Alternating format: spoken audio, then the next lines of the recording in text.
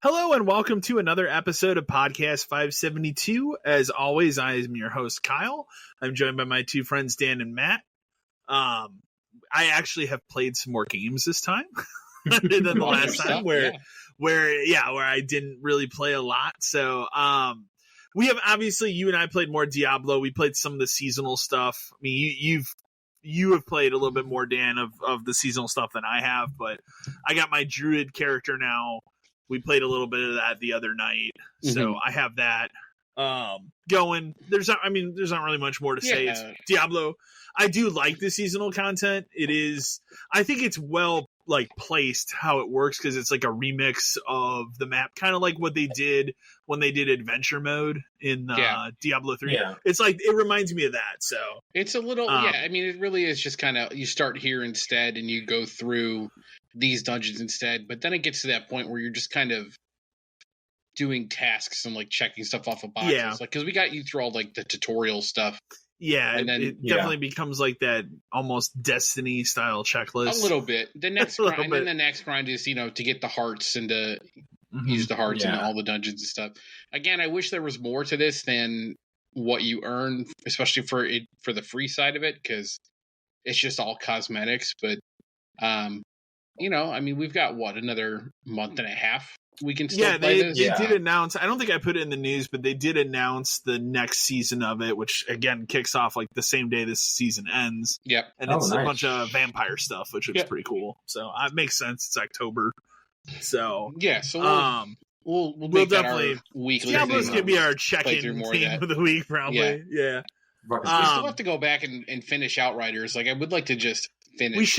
We should probably finish Outriders. So maybe we'll do that this next week here instead of Diablo. Yeah, that's a good idea. Just move on. So I finally made good on my promise. I have played Aliens Dark Descent. I have made it through the tutorial. I am on the first mission. So it is and is not Aliens XCOM is what I would say. There's a lot it borrows from XCOM, but it's also different. You can kind of control single unit characters, but then you can also control them all at one time. So most of the time you control the squad. But unlike XCOM, for example, let's say you're moving, if you're just walking instead of running, and you get ambushed by a bunch of xenomorphs, they will automatically shoot. But if you're running, they will not. Would you say it's more like Halo Wars? I would still lean more towards XCOM than I would Halo Wars. So it's not as much of a strategy game like Halo Wars was. Where the other thing it has XCOM is between missions, you do go back to this spaceship base. And you can build up a medical bay. You can train new recruits and stuff like that. So the whole tutorial mission is kind of like what I would say is the Outbreak. So you play as one character. It's very story driven, the tutorial. Okay. You play as this one character, and then they have an alien outbreak on their ship. And obviously, I don't know where it's set in the timeline because they basically make up their own timeline every one of these games. What is the alien? Of course, in this point, nobody's ever seen this shit, so. You get a scene of these vents popping open and then a bunch of face huggers just destroying people.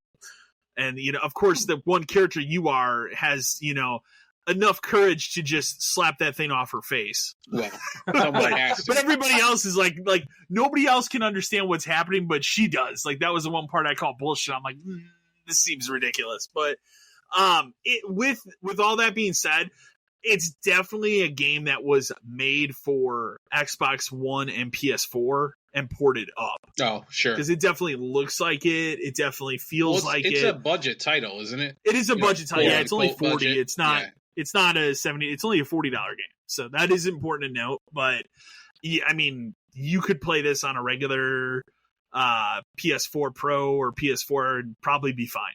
Like, I don't think it would be that demanding. It does run like at 4K 60, like on the Series X, on the PS5. I would assume it's the same.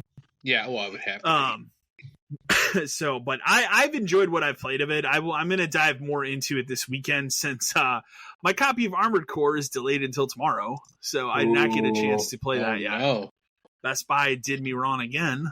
So, that's why you got to stop doing the shipping from Best Buy. You just have to do store pickup and then just literally go there the day it comes out and get it. I didn't have the time to do that today, so I was like, it'll be here. Because usually busy man, okay? I'm sorry. Thank God, apologize. Thank God Starfield's a Game Pass game, and I have it pre-installed on both Xboxes. The other big... man of the future. The other big game I've played, and I got really excited when it was Shadow Drop. Xbox had a couple of Shadow Drops in the last week. They had Age of Empires 4, which I've installed and have not played yet. And then the other one, which was more exciting to me, is Quake 2 Remastered, which they did Quake Remastered this time last year, like around QuakeCon/Gamescom. Yeah. They're doing this one, which at this point, it's pretty obvious it is probably working on some new Quake game, right? Like, they're not just making these remasters to remind people of Quake. So, and it's got to be like an actual Quake, not Quake Champions, or like, I feel like they're going to do what they did with Doom for Quake, is what I could hope. It'd be interesting. It's probably the way they should go, but you know how these companies are. Like, true. They know the Fortnite money exists, and Quake, they know the asymmetrical multiplayer money exists. So Quake 2 is still a tremendous video game that I have played. I feel like I've been playing that game forever, off and on. So I played it back when it came out on PC. It was obviously a big deal when it came out then. I've played every kind of iteration. A couple of years ago, they did that like ray tracing version of it. If you had a video card that could do it. So I was able to do that since my video card could kind of do ray tracing. But this has all that built into it. They've remastered like the other thing I'll say is like Quake 1 has a soundtrack by Trent Reznor, and as someone who's a fan of Nine Inch Nails, Trent Reznor, the soundtrack's not very good. So, because it's your typical like Trent Reznor, like he's in like a basement banging pots and pans or some weird, like it's not, it's like, you know exactly what I'm talking about. Yeah. This is like straight up just fucking new metal rock. Like, and it's awesome. It always has been. So, the soundtrack has always been really good for Quake 2. So, but just through and through, I think I'm like halfway through the campaign right now. So that's just a great Shadow Drop on Game Pass. It's very like, if you want to get all the achievements or trophies in it, it's very, very easy to do. You just play the game basically. So it's definitely worth your time if you have Game Pass. The last thing I threw on here, I will straight up say, I have not played this, but I have watched enough of it that I feel like I've played it a second time now. Stray came out on the Xbox last week, maybe 2 weeks ago. I think it was right when we recorded last time. Yeah. So I got it so my girlfriend could play it, so I don't have to worry about the plus situation with that game on the PlayStation, since it's not like that on the Xbox. She has beaten it twice.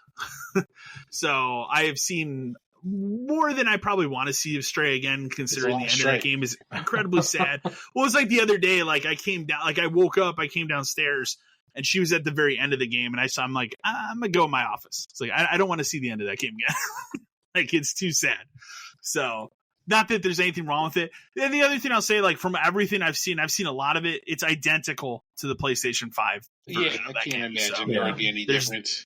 There's no differences. So, like, if you were holding out, if you were an Xbox person that really wanted to play Stray, now is your opportunity, and it's just as good as the PlayStation version. So, that covers what I've played in the last 2 weeks. I will kick it over to you, Dan. Yeah. What have you played? I've just done a lot of like cleanup in older games because I'm really just waiting until like Mortal Kombat comes out and then Spider-Man comes out. I mean, I have a pretty extensive backlog, but I don't know. I go through phases where I play certain things. They put Lost Judgment on Plus, so I figured I would go back to try to, finish the story after the main story, because there's all the side stuff I didn't finish. And now that I don't have to swap the disc in and out, it's, I can just boot it up and play a couple hours here or there. It's nice ever since they fixed that. I only really have one of like the school side cases left, and this is on me for doing this, but I left probably the most annoying one for last, and it's basically I have to do all of this in a row, and it's kind of taxing. So there's one of the side stories is like a biker gang where you have to like race your scooter against all these different biker gangs. Okay. And like there's 4 different gangs, and you have to beat there's 4 different people in each gang. You have to like race each person and defeat them to continue it. And then there's little stuff you do in between, but since I left it as kind of like the last thing to do, I essentially have to do 12 of these races in a row, which is kind of a bummer, because they can be anywhere from like 3 to 5 to 8 minutes long, depending on which one it is and how good you are. Because how it works is you really just control like the gas. He turns on his own. But think of it like Road Rash, where there's a boss at the front of the line, and then there's like, the first race, there's like 5 other people. Then there's 8 other people. There's 10 other people. And you have to knock them out by essentially like steering into them, or like ramming your bike into them, or like boosting into them and all this stuff. It can get really annoying because the game is clearly built to have it's not a rubber band effect, but it's like that, where they're just slightly faster than you for most of it, and then they'll slow down a tiny bit. So you have to time stuff correctly. And then your bike can be destroyed, which means you fail. And then when you defeat everybody, then you have to essentially race the boss. But depending on which gang you're fighting, they can either like throw stuff at you or shoot guns at you and all this other stuff. So you have to like constantly manage between like guarding and using your boost and all that. It's fine. I haven't lost a race yet, but it is annoying. And like I know there's going to get to a point where it's going to be just slightly too difficult, and I might lose 1 or 2, and that just means I lost like 10 minutes of time because I have to redo it. And then, that's the last one of these like major things I have to do before it unlocks like the final side mission, which I don't know. Those games are fun, and I just like to go around and I'd like to finish it for the most part, and then eventually I could start Like a Dragon. Is the combat of this like side one that's coming out? No, it's November, I think. Is it the same kind of combat for that man who erased his name or whatever? It looks more like a Yakuza game of old, from what I've seen. I haven't watched too much of it just because it is what it is, and I'll probably play it anyway. Yeah, but I mean, you have that one. Like there was obviously like the Ishin one I didn't even touch. Like a Dragon I haven't even played yet. But yeah, that's true. Well, I like the Yakuza games, but I do like the Judgment series more. Just because I mean, as long as you prepare to go into Like a Dragon for a good that's RPG. fine. I'm not upset about that. It's just I prefer like the detective style. Yeah. Like solving not really puzzles, but like Phoenix Wright type stuff where like you're making connections and all that kind of stuff. That's not that stuff's fun. No, I know it's not. And that's fine. So I've done that. I'm almost done with that. I did play some of the PGA 2K23 golf because that's free. They put that on Plus. Yeah, I just added that.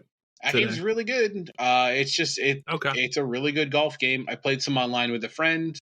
It works incredibly well. It's the whole thing, right? It's the whole thing. It's the full game. I downloaded it too. Yeah, I just did the My Career thing. I made a person. Is that the current one? There's not a newer one? Yes, there is not a 24. Yeah, That's I don't even know if it's like they're going to make it 24. Well, golf. The problem with these games is golf in real life is pretty fucked right now. Where there's the PGA Tour, then there's the Live Tour, but then they merged. And some people are on one side, and it's hard to like keep up with professionals and like licensing all these people. So do you really need to make one every year? Probably not.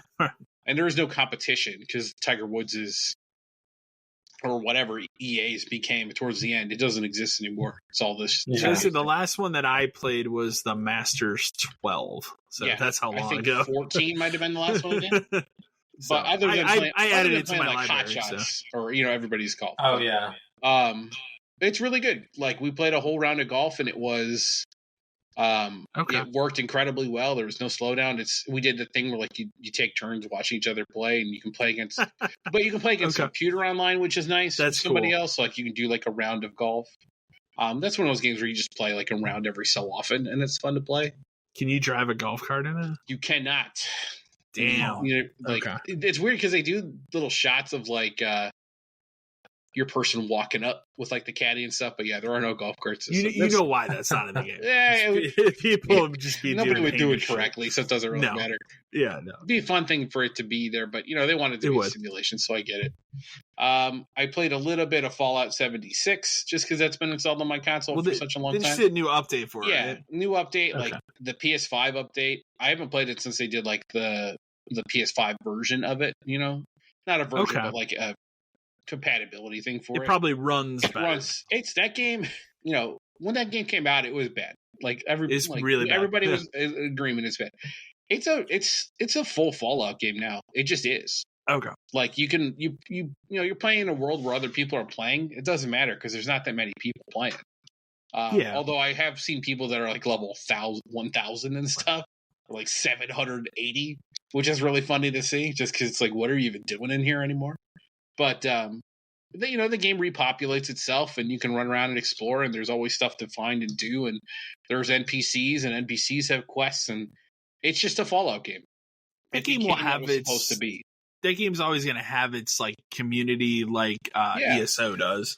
Yeah, for sure. So. I do think that if you're a Fallout person, like 3 and 4, and you just wrote it off because it was like a multiplayer thing, it's fine now. Like it is. Yeah, it's worth checking out now. Complete Fallout game, and I would argue that this area, like this West Virginia stuff, is more interesting to explore than some of the more like drab things that like happened in 3 and 4, where it was just kind of like colorless. I mean, I love 3 and 4, but it's colorless buildings. This gives me more of 3 especially. Gives me more of like a New Vegas vibe of like how it looks and feels and stuff. That's like cool. That. Okay. Yeah, it's a lot cooler. And then there's a lot more weird like monster type enemies and stuff that are crazy as hell in that game. That's pretty cool. And then other than that, the last thing I started was I am in kind of like a puzzle detective-y mood, and I own those Sherlock Holmes games digitally, so I was like, let's fire it up. Okay. So which one?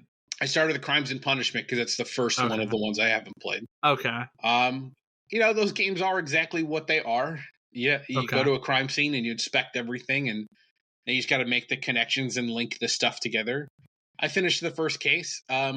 There's some weird like quick time events in the game, which are kind of take you out of it. And then there is one part in that first case where you have to.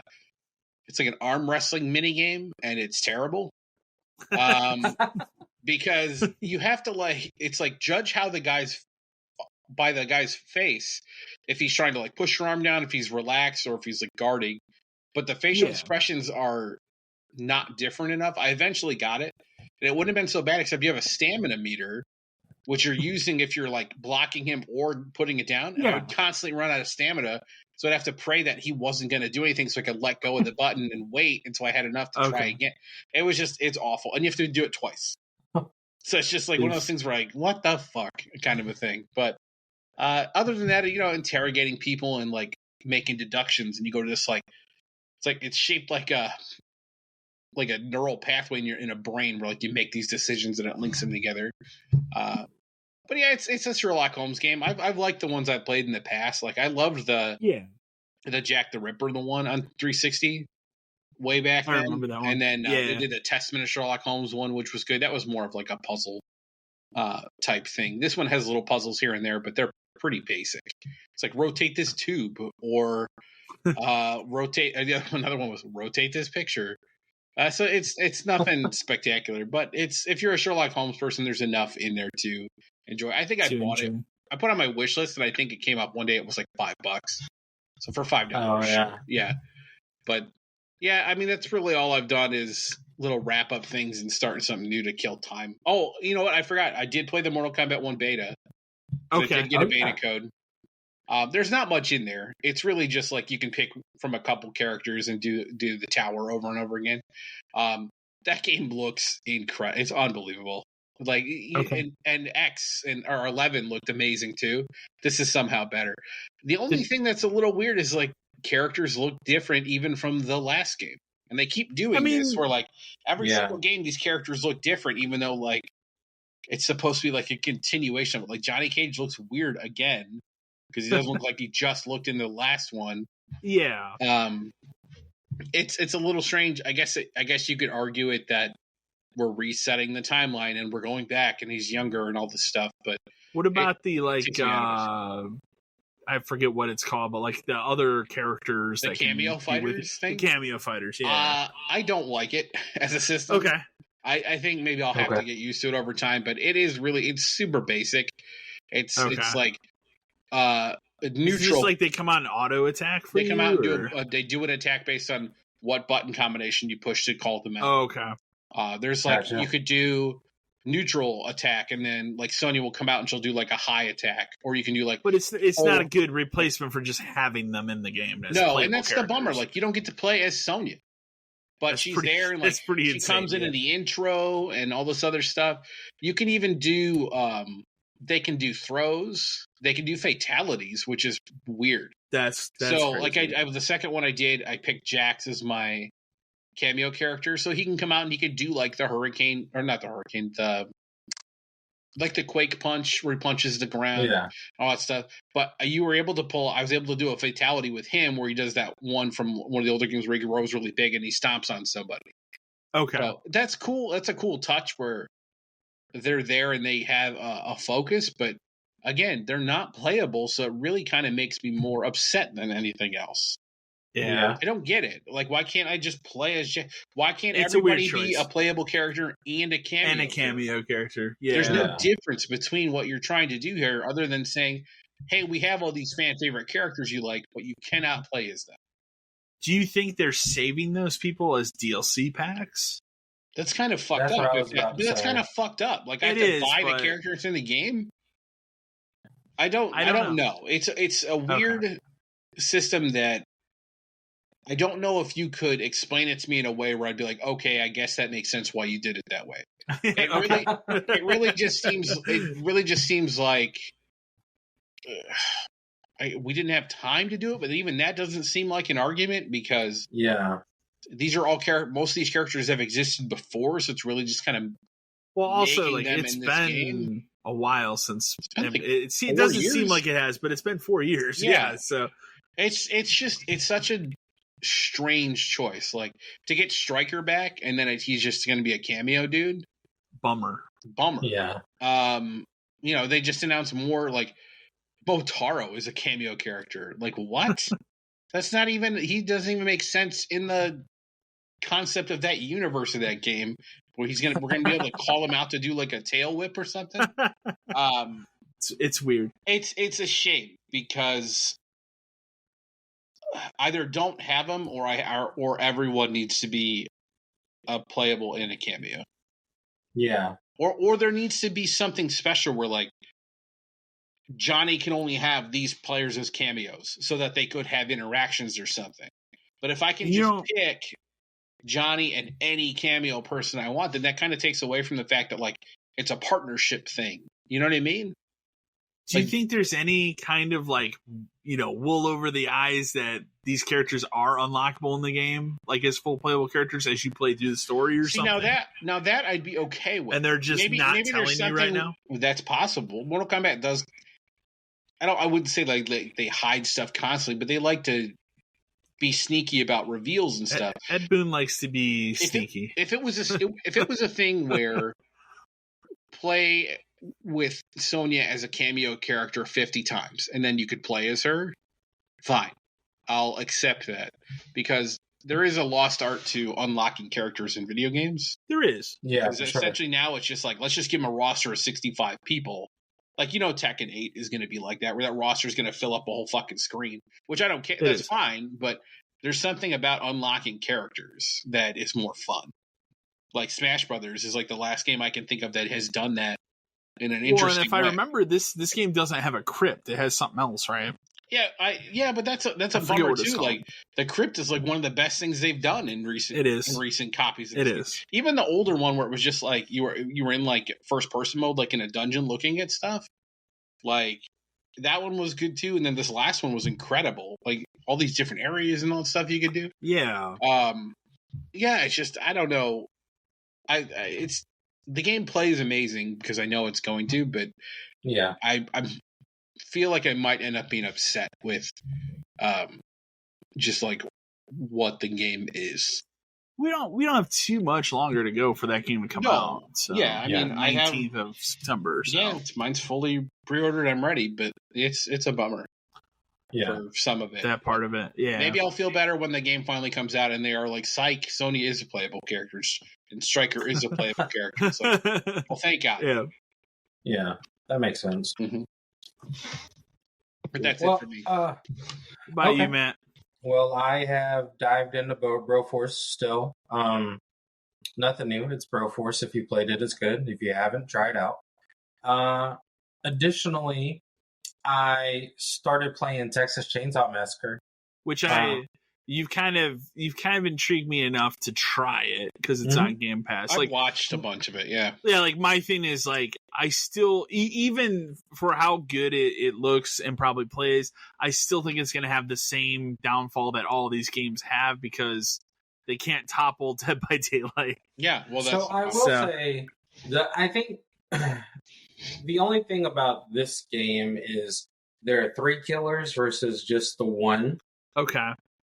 The play field is 3 to 4. So there's 3 killers versus 4 victims. And I'm assuming one of them is Leatherface, and then the other characters are members of the family, right? Yeah. So one person always has to be Leatherface. That's just the one requirement. And they have, I think it's 5 of each. So 5 of families and then 5 of victims. Okay. But the battlefield is 3 versus 4, which is it's cool because as the killers you can work together. Each killer has a different, tactic and special power versus the other ones, of course. Yeah. And each victim has a special power as well moving forward. Okay. So I think it has the potential to kind of grow because it seems like it can offer a good variety, especially if they kind of keep putting into it.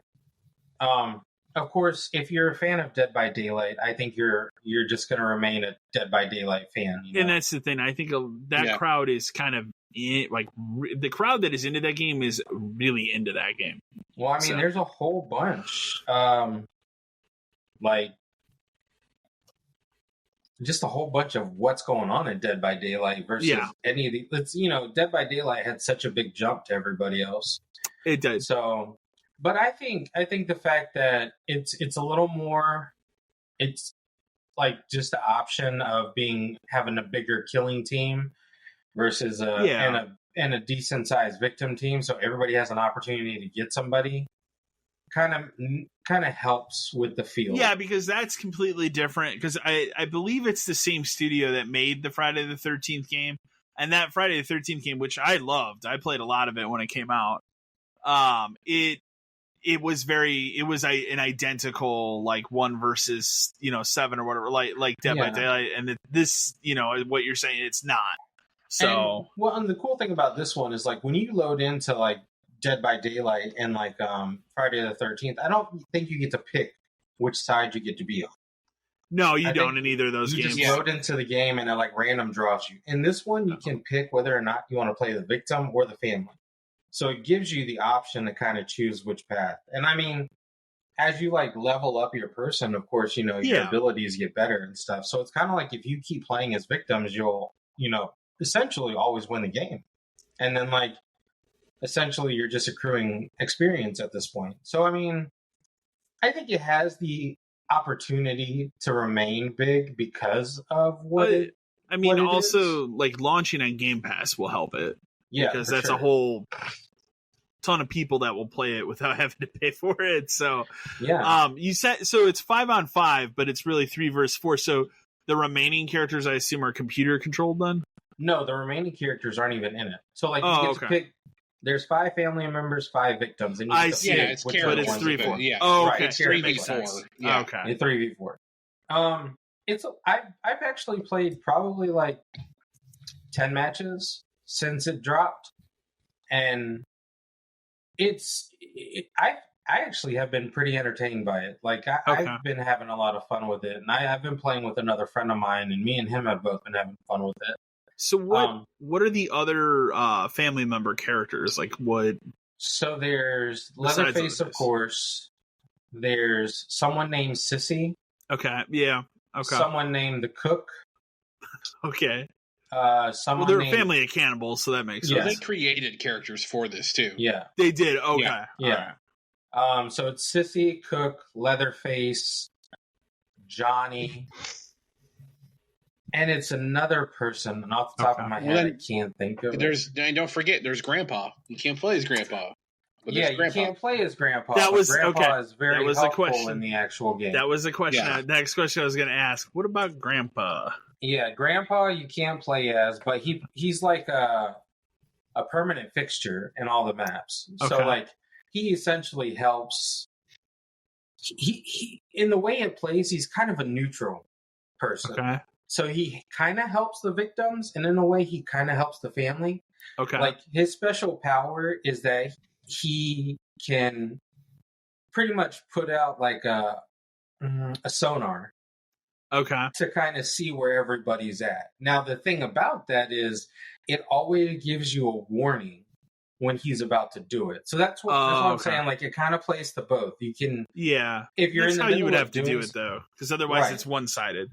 Exactly. Now, I will tell you, though, it is time-based as well. Because, like, there's a certain point to where Grandpa's, like, level gets high enough. Yeah. Where he can always see the victim, which then helps out the family because they always know where they are. So it's like you only have like essentially, I want to say it's about 10 minutes to find your way out. Okay. I want to say I think there's only 2 maps. I think there's 3 from what I read. Are there 3? Yeah.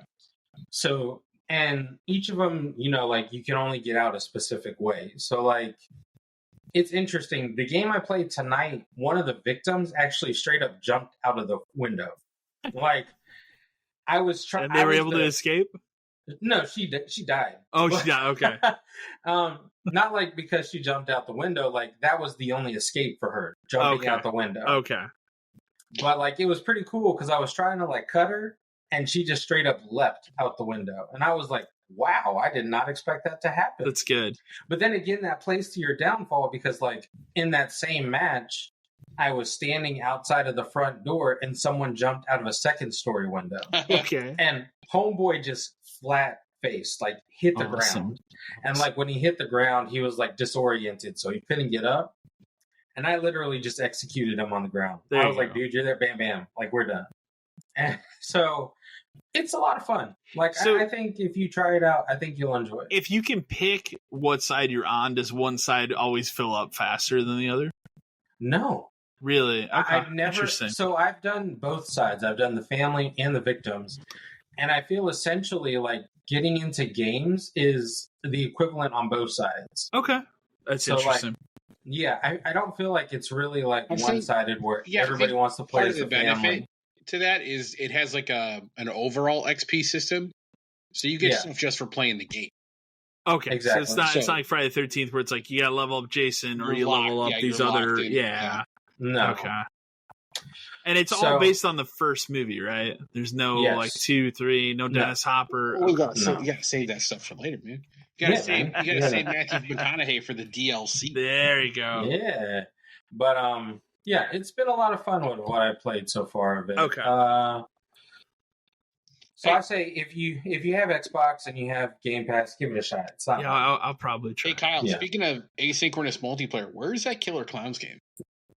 Right, where is that game? Yeah, no, I saw it. Didn't a trailer come out at Gamescom for it? Did it? I didn't see it. If it did, you know what?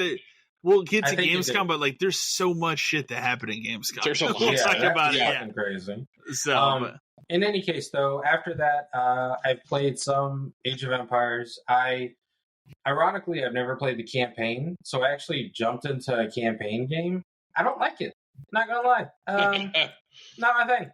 So I just played another exhibition skirmish type match and just had my normal fun with Age of Empires. That's just one of those games you can just. That's always how I've been with those games too. Specifically, Age of Empires. Like the campaigns are not my thing.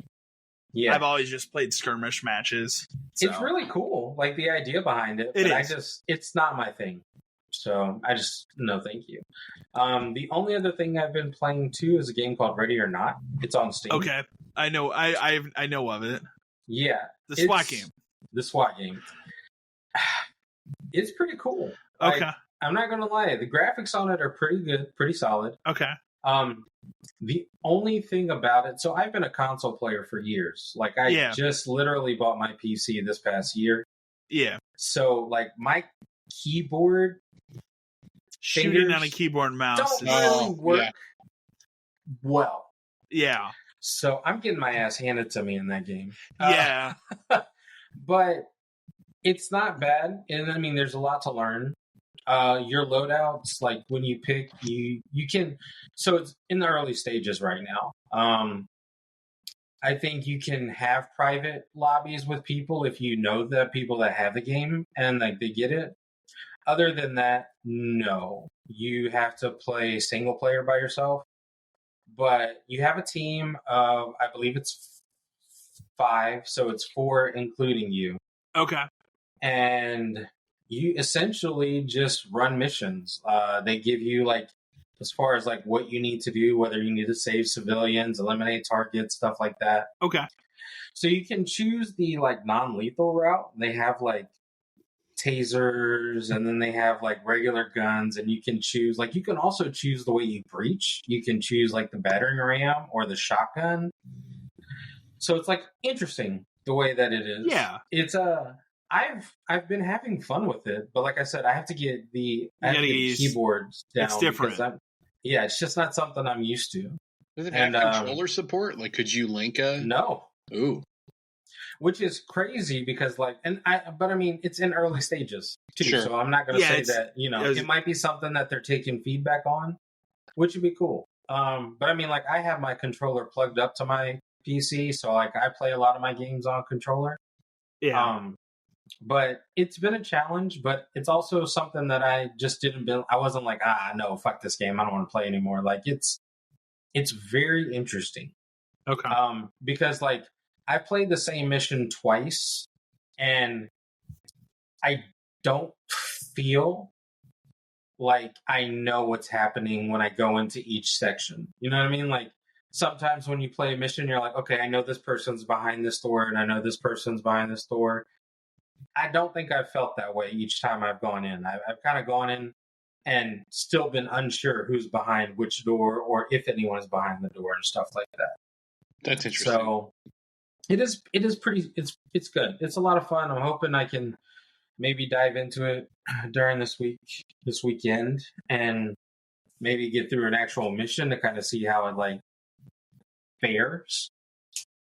But for a early systems game, it's pretty dope. Like, it's pretty good.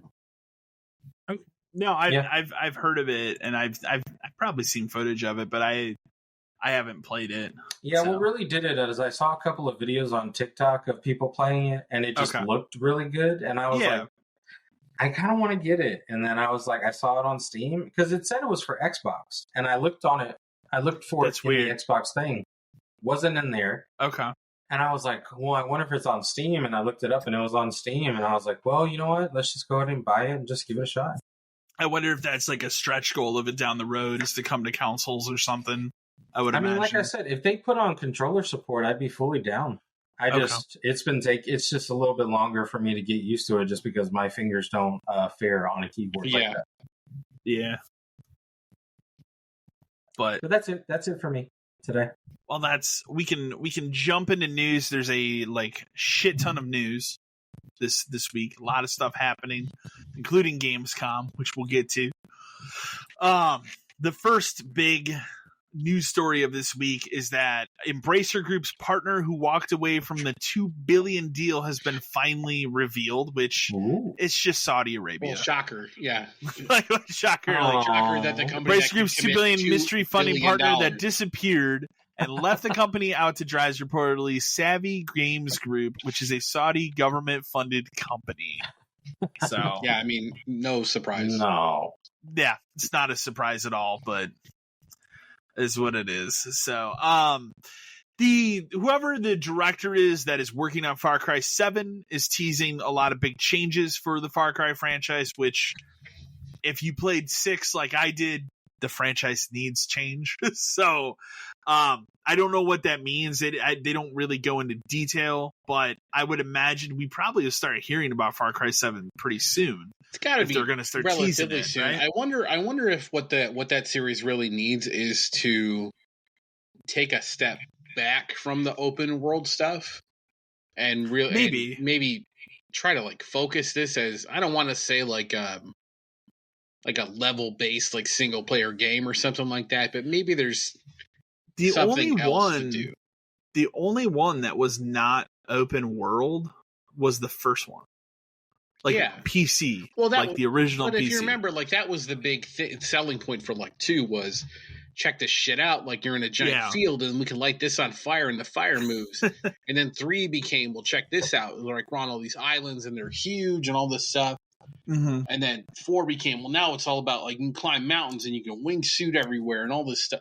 Like it just kept getting bigger, and then 5 becomes 3 giant areas and all this other stuff. And like you could tackle them in different ways. And you know, I haven't even played 6 yet, but it's just, it seems like that game needs to take like streamlined stuff or focus on something. I think what they really need to do is like hammer it down as well to telling a really good story, but also stick to like the big thing about Far Cry, and you really can't lose this now because of Far Cry 3, is you need to have a very good and compelling villain, and one that, you know, doesn't die in the middle of the game either. So I mean, 4 fixed that because 4 did have that. 5 it does did it in a different way where you've got the 3 different people, and you know, one of them is 2 of them are stronger than the third one. So it's kind of that was kind of a weird thing where you write yourself into a corner because there's 4 villains in 5. You know, there's a lot of people to write. 6, the biggest problem with 6 is you have arguably everyone's like current favorite bad guy, that Giancarlo Esposito guy, and then they wasted him in that game by just not doing enough with him. And the way they, without really spoiling it, take care of him is a big wet fart at the end of that game. So it's real bad. So it just, they need to really just hyper focus, but also it needs to change and evolve from what it's been. You can't just keep making the same open world, you know, even though that is kind of what Far Cry is known for, you know, but yeah, there more to come on Far Cry 7, or I don't even think it will be. At this point, it's not going to be called Far Cry 7, right? They're probably going to do something different. We're going to keep going with numbers. I guess it depends on how different it is. Okay. Xbox Live has unveiled a new strike system, which has been controversial. Does it mean anything? Like, it's not a big, like, my thing is, like, I read over it. It's really not a big deal. You get, it's not a, you know, when I saw a strike system, I was like, oh, it'll probably be 3 strikes and you're out. No, you get 8. It's weird. Yeah, it's a little weird. But it goes like this. First offense, you get a day suspension, and keep in mind, all these suspensions they pull your ability to play games online. Right. Through the live service. So you can still buy and download games and play them offline. Like you can obviously get updates and stuff, you just cannot play the multiplayer functionality. Right. So it goes 1 day for strike 1, 1 day for strike 2, 3 days for strike 3, 4 days or 7 days for strike 4, 14 days, so 2 weeks for strike 5, 3 weeks for strike 6. You get to strike 7, it's 2 months. And then if you're just, you know, the bad hombre, I guess, you get strike 8, you are banned for a year. Yeah, but then the other thing they consider is like not everything is worth 1 strike. Some things are worth 2 or 3 strikes. Exactly. Yeah, that's the part of it's a little bit weird. More complicated than it needs to be. It is. Like, this is what I'll say about it. Like, I have gotten personally 2 different times I've been banned on Xbox Live. ooh. Once was in like 06 or 07. Probably said something I should have said in an Xbox Live party, but again, we all did back then. The other one was more recent and very fucking stupid. I accidentally hit the capture button on the Series X controller when I was playing Cyberpunk, and it uploaded like a 60-second video clip. Yeah. But the video clip at the time when I was playing captured something going on a billboard that with a lady that happened to be naked. Oops. And I did not know this. Ooh. And I didn't know that this is right after I got the Series X. I didn't know that it was set up to just automatically upload that clip to put into that stuff. Yeah. So unless you turn that off. So that got me I think it was like a day ban or something, but it just was bizarre because I had to figure out like, why am I like, what did I fucking do? And then I found like, that's stupid. But so that obviously completely turned that functionality off. Like that'll never happen again. But it's controversial. It is a little more complicated than it needs to be. But also, if you want to avoid this, just talk into a Discord party. Yeah, don't I did talk on Xbox. Like I also have not played a game, and this is probably the same for both of you. I have not played a game where I am in the actual like general public chat talking to other people in years. I avoid it as much as possible. It's awful. So it's horrible. You've known it's been awful for a decade. There would be times like I'd be playing co-op games and wouldn't even like talk to people I was playing co-op with because I would just assume that they had to know what to do. The biggest thing was, remember when I was playing Black Flag and I was going for the 1,000 in that game? And I had to play 2 matches of Wolfpack every single day for like a month and a half, which is fine. I like Wolfpack. I'm actually really good at it, but like people online don't understand how to play that game until one game, and part of that's me not wanting to talk to people until one day where I finally found like 2 other people on my team who actually understood how to play. That was the first time I would say within a 10-year span that I actually like messaged someone and was like, would you like to get in a voice chat so we can do this? Because it was just more beneficial, like competent people we could talk. Like that was the first time I've gotten in like random voice chat in forever. Voice chat. I think the last time for me was when I played the Sea of Thieves beta. Because that was such kind of like a friendly experience. Yeah, everybody. So I played with a couple random people. It was more of like everybody's trying to figure out like what the fuck is this game, right? So it wasn't like malicious at all. But there's I can't tell you how many times like I've been in a game and the game defaults to people can just start talking, and it's always like music in the background or something. It's like. All of this is garbage. Like nobody wants to hear any of this. What really killed it for me was the beginning of the Xbox One generation, where everybody had a Kinect and no one knew how to shut off the mic on the Kinect. And it picked up you would hear sound. Husbands and wives arguing. The mom in the background. You'd have people like jingling their keys. Like it was ridiculous. Somebody playing while other people are clearly in the room doing a completely different. Like hobby or something. Yeah, it's just God, that was annoying as hell. Yeah, and like it's not like back in the day, like the Uno days with the Vision Cam and like people doing was the Wild West of Xbox. That was the Wild West. Like people doing lines of cocaine and drugs, nudity, like people literally like it was crazy. You'd go into an Uno match and like this dude every time he'd take a hit of his cocaine. But the funny part was like that was kind of the fun part of playing Uno. You never knew it was going to happen. Uno was wild. You get play a game with like a buddy, and then like other random people would join in. It was like think of it as like Omegle before Omegle existed. That's what it was. It was really fucking wild. It's like an era you could not capture again. It would never happen that way again. No, in today's and day it was just such a funny thing because like. A lot of offensive shit went down in Uno. A lot of offensive things I saw, but at the same time, it was like hilarious and just really interesting. Like just to I wonder what's going to happen in this. And that guy's naked. Okay. It's like, how many more lines of cocaine can this guy do during this match of Uno? People playing. I remember I got into one. There was just some guy playing his guitar the whole time. Awesome. Cool, man. Let's play his guitar and play some Uno. Who gives a shit? Because Uno's that game where you play with one hand. So you just reach out, hit a button. Exactly. Oh man. But yeah, the strike system, it's controversial. We'll see how it goes. It'll and how end it up plays out. Refined. It will be refined. But for sure. Again, you want to avoid that. Just stay in a Discord party. You'll be fine. Here, one of the bigger news stories of this week: the Xbox 360 digital store is going to finally close in July of 2024. Aww. So, like, turning on an Xbox 360 and going to that digital storefront, it will be shut off in July of 2024. You know, that'll be, how many years will that be 19. At that point? 19. Dang. I was going to say, we're close to 20, right? Yeah. It was a 2005 system, so, yeah. I'll say this: the fact that I can turn that system on, it still connects. It is wild. That's crazy enough. It's a 19-year-old system. Yeah. You know, the nice thing about it is they gave you a year notice. If there's stuff you really want, absolutely, go get it. You've got plenty of time to go get it. And exactly. I believe it's the kind of thing too where you may not be able to buy anything anymore, but if you digitally purchase something, you can download. You can re-download it.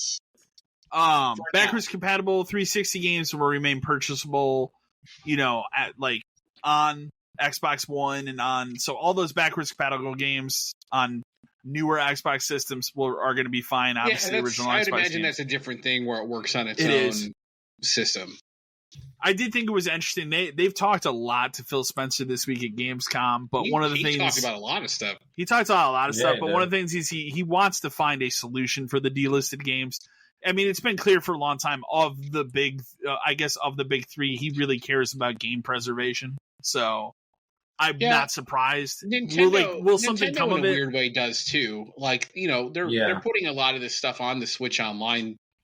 I guess you would argue like a lot of stuff that they have control over is making it. Yeah, because that's the biggest problem with all of this stuff is, it's an Xbox game. It doesn't mean Microsoft has any right to publish it or list it for sale.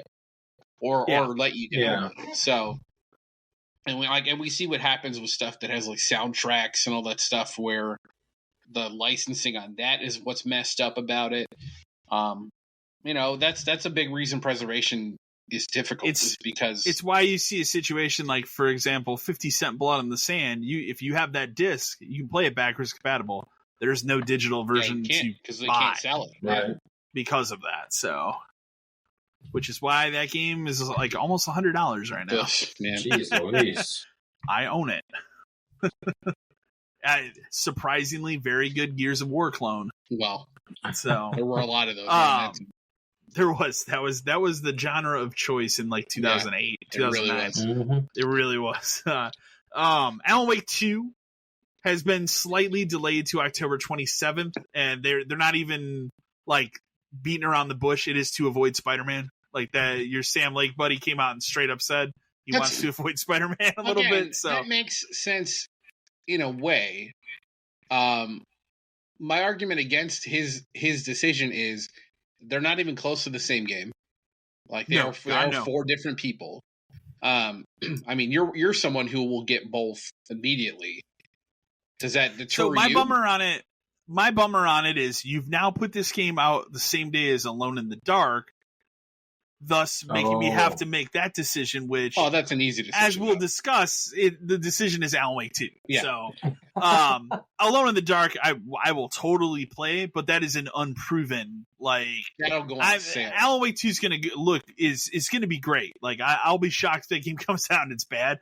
Whereas, like, Alone in the Dark, like, our last stab at that was that awful 2009 game. Yeah. And they've tried to reboot that franchise 2 times with that, and they tried to reboot it in 2000 with that PS1 New Nightmare, which was okay. Remember when they even did the thing that was popular at the time where like there's a 360 game, and then we're going to make the PS3 version of it. Remember that? They even did that with that game. I somehow 1000 that game, but it was a fucking nightmare. So you got to broken as hell. And go through your pockets. Yeah. Alan Wake 2. But avoiding Spider-Man, like I sort of get it. The other argument against it is like Alan Wake's a digital game, dude. Like it's not even the same. Yeah. Like people aren't going to rush out to the store to buy your game. Like they don't have to. Yeah. They don't have to. They could buy it the week before. But if your argument is, well, they could buy Spider-Man or my game, it's like, yeah, but the way digital stuff works, those games come out in 2 months. I could buy Spider-Man tomorrow, and then I could buy your game the day it comes out. There's no reason to avoid coming out the same day as something else unless you're the same. It's not game. like it was years ago where, right. Unless you are the same type of game. And Alan Wake and Alone in the Dark is funny because the only reason that they would push Alan Wake to be on the same day as Alone in the Dark is because they know they're going to crush Alone in the Dark. Yeah. Oh. So that almost seems like that's the move. Alone in the Dark, like the thing that has going for it for me is David Harbour playing Edward Carnby. That's what has it going for me, and its setting because they're going back. It's the 1920s or 1940s? I can't remember. One or the other. Yeah. But they're going back. They're doing something really different with it instead of just making the same thing again. So I'm excited about that. But like again, that's unproven. Whereas like Alan Wake 2, and I don't know how much footage you've watched. I sat and watched the 15 minutes they put out this morning. First of all, it looks incredible visually. Like they've upgraded that Control engine, and you have to think about now, like Control when that game came out, that really shouldn't have come out on Xbox One and PS4. No, remember it was like it was a very like died.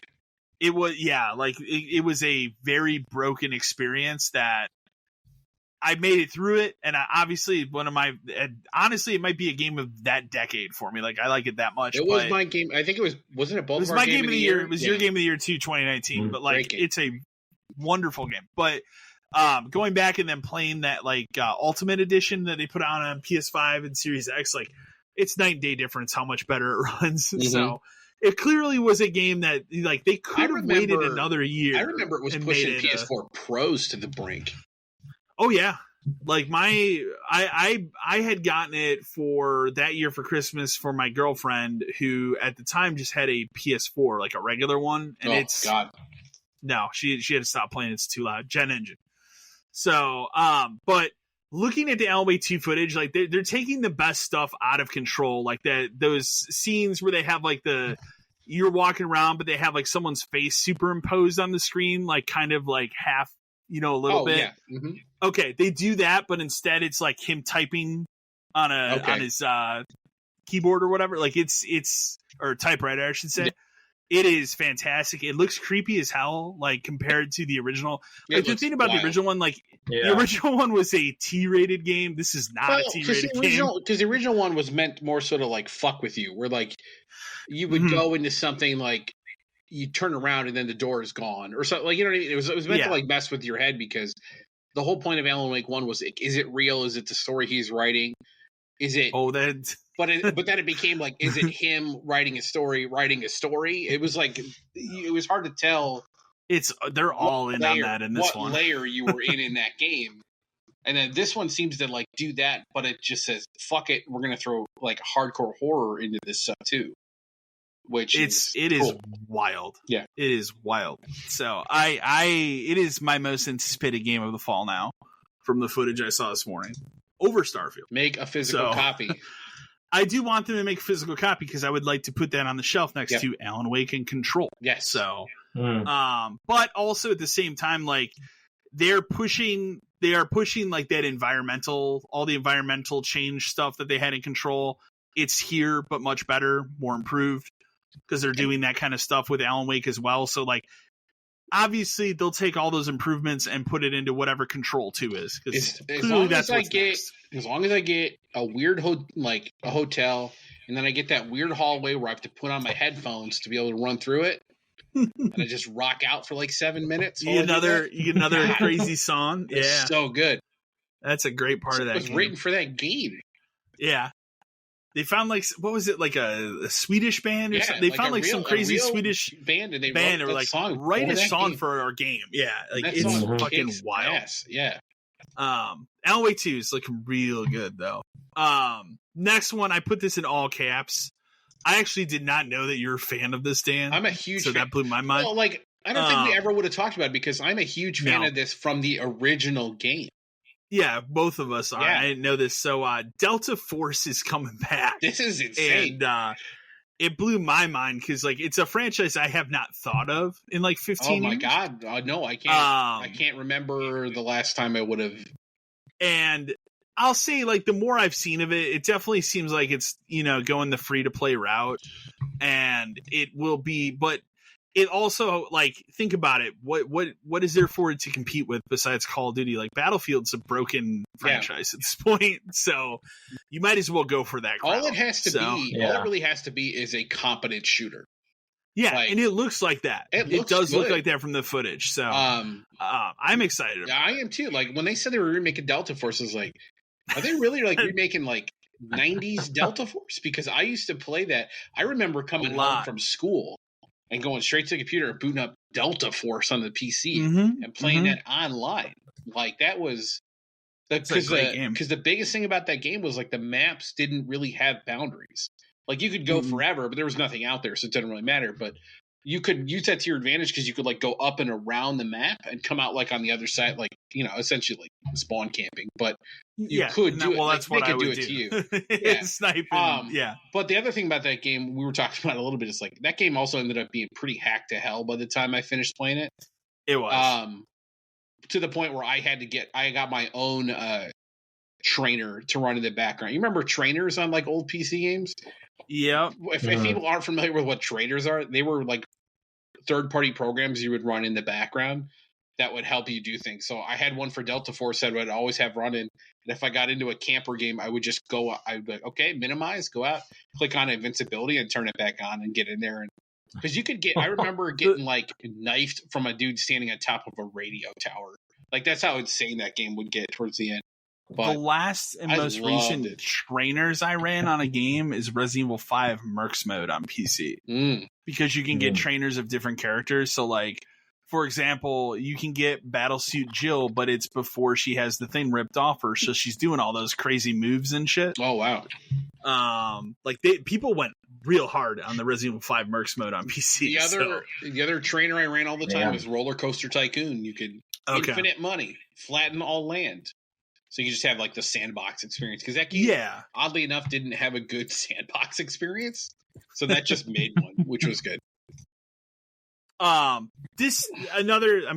it's a huge news thing, but it's also kind of not surprising. But Nintendo has confirmed the original voice of Mario, actor Charles I say Martinet? I think it's Martinet. Martinet. Okay. I think so. Charles Martinet is stepping back from recording, so he is not going to be the voice of Mario anymore. From my understanding, he is not in Wonder, but they're not saying who. I mean, I would assume it's just going to be a sound alike. My thought would be what you'd want Chris Pratt? No, that was the immediate joke people came out with. Like, please don't. It's too expensive. My thought would be try to find a sound alike who's a nobody, and just be like, this is gonna be your job for the next 30 years. We're gonna call you up and be like, guess what, man? Mario's getting into some new shit. We need you to come in. Give us a couple it's and me's. Wahoo.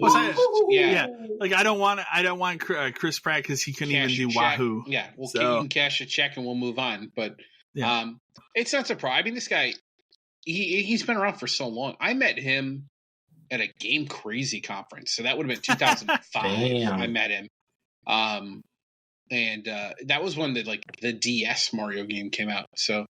I was going to say, he's probably been doing it since 95, right? Since 64. 64, yeah. So, like, it's time for somebody else. And since Mario isn't, like, a majorly voiced character, it's not that big of a deal. Like, think about it. They don't ever have to announce whenever, like, whoever does the Zelda grunts is getting replaced. Nobody knows who that is. Do you think they take this opportunity to do something more with Mario's voice? I don't think you can.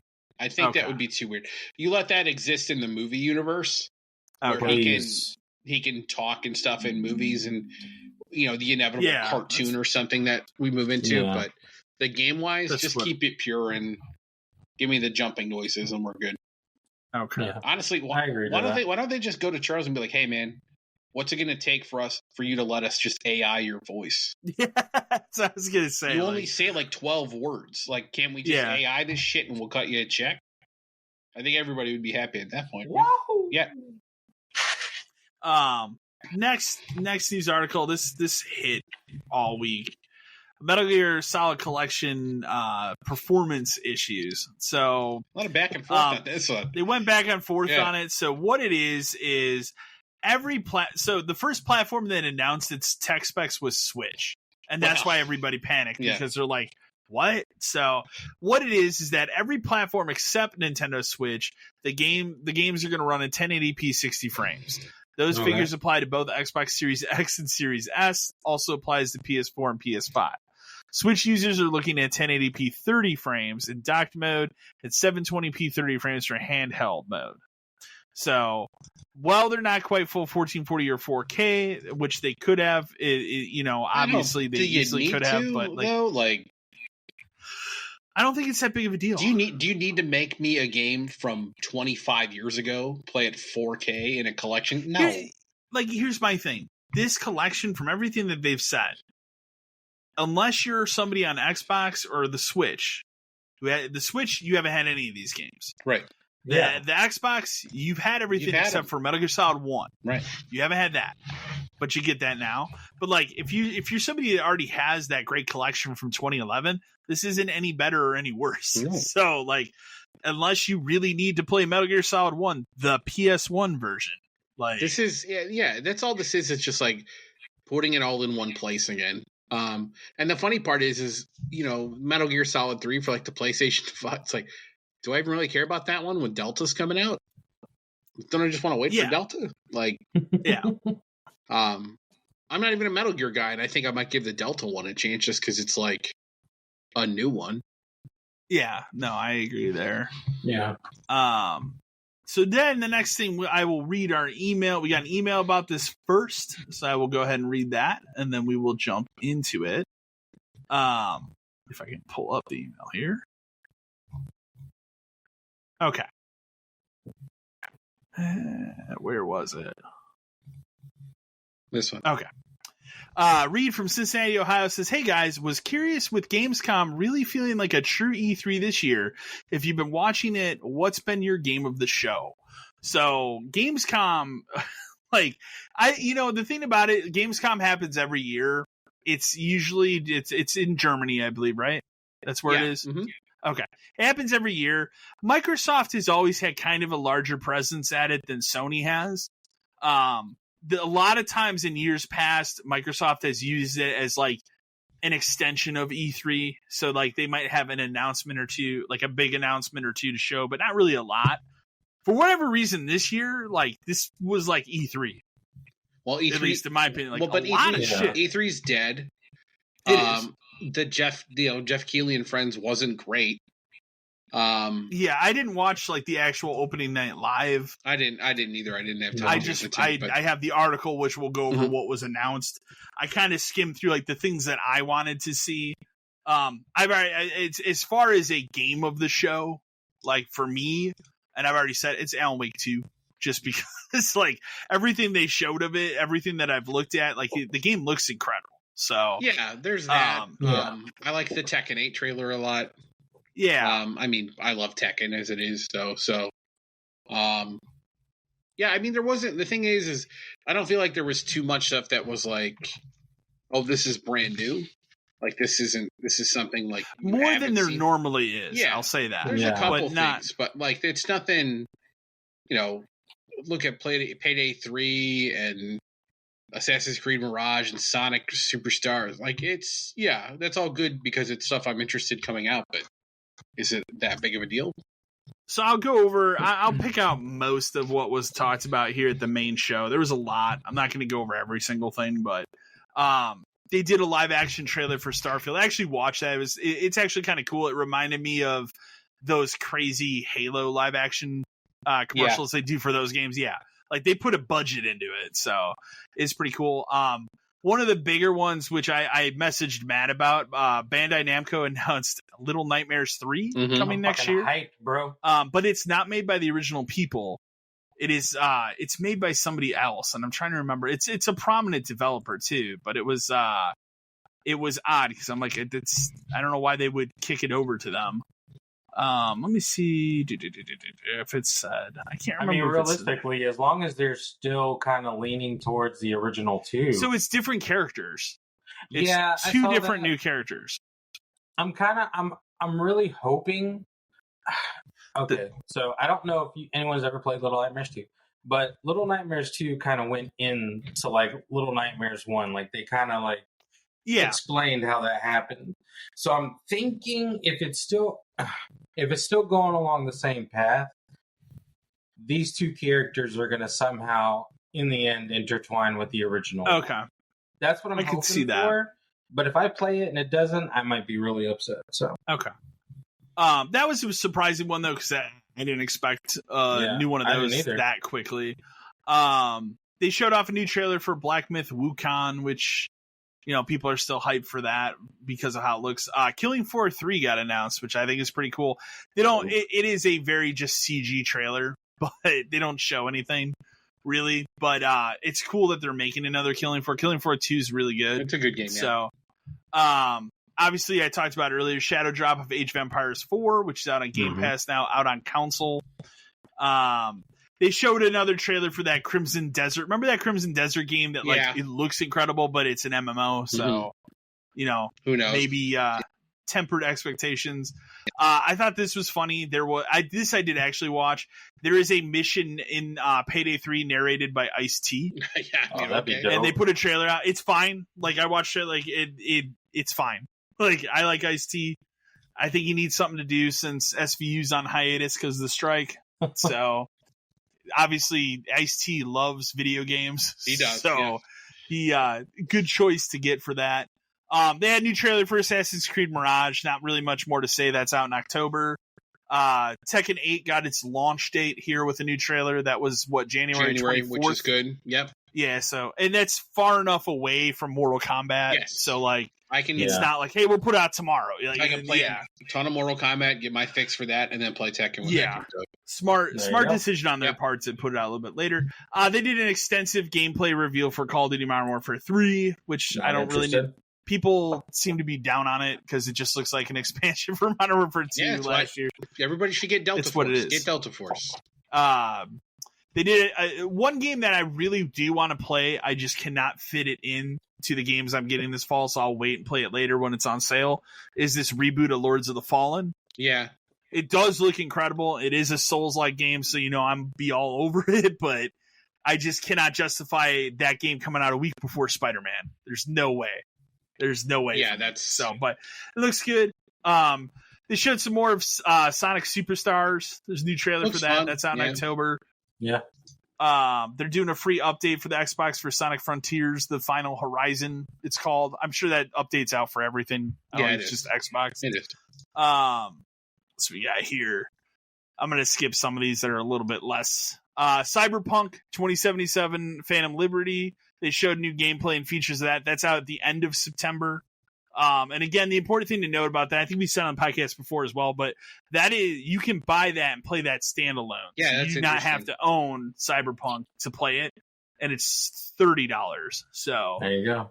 But also, it's only current gen and PC. So they abandoned the Xbox One and PS4 as quick as they could. As if you remember the story there. What else we got here? They showed a new trailer for Armored Core 6. Obviously, that's out today as we are recording. So they did a lengthy new trailer for Mortal Kombat 1, which they showed more new characters we kind of talked about already. Diablo 4, we mentioned at the top of the show. Season of Blood is the name of the next season. It's all vampires and stuff. Then they wrapped this thing up with Alan Wake 2. So that was kind of how they wrapped up the night.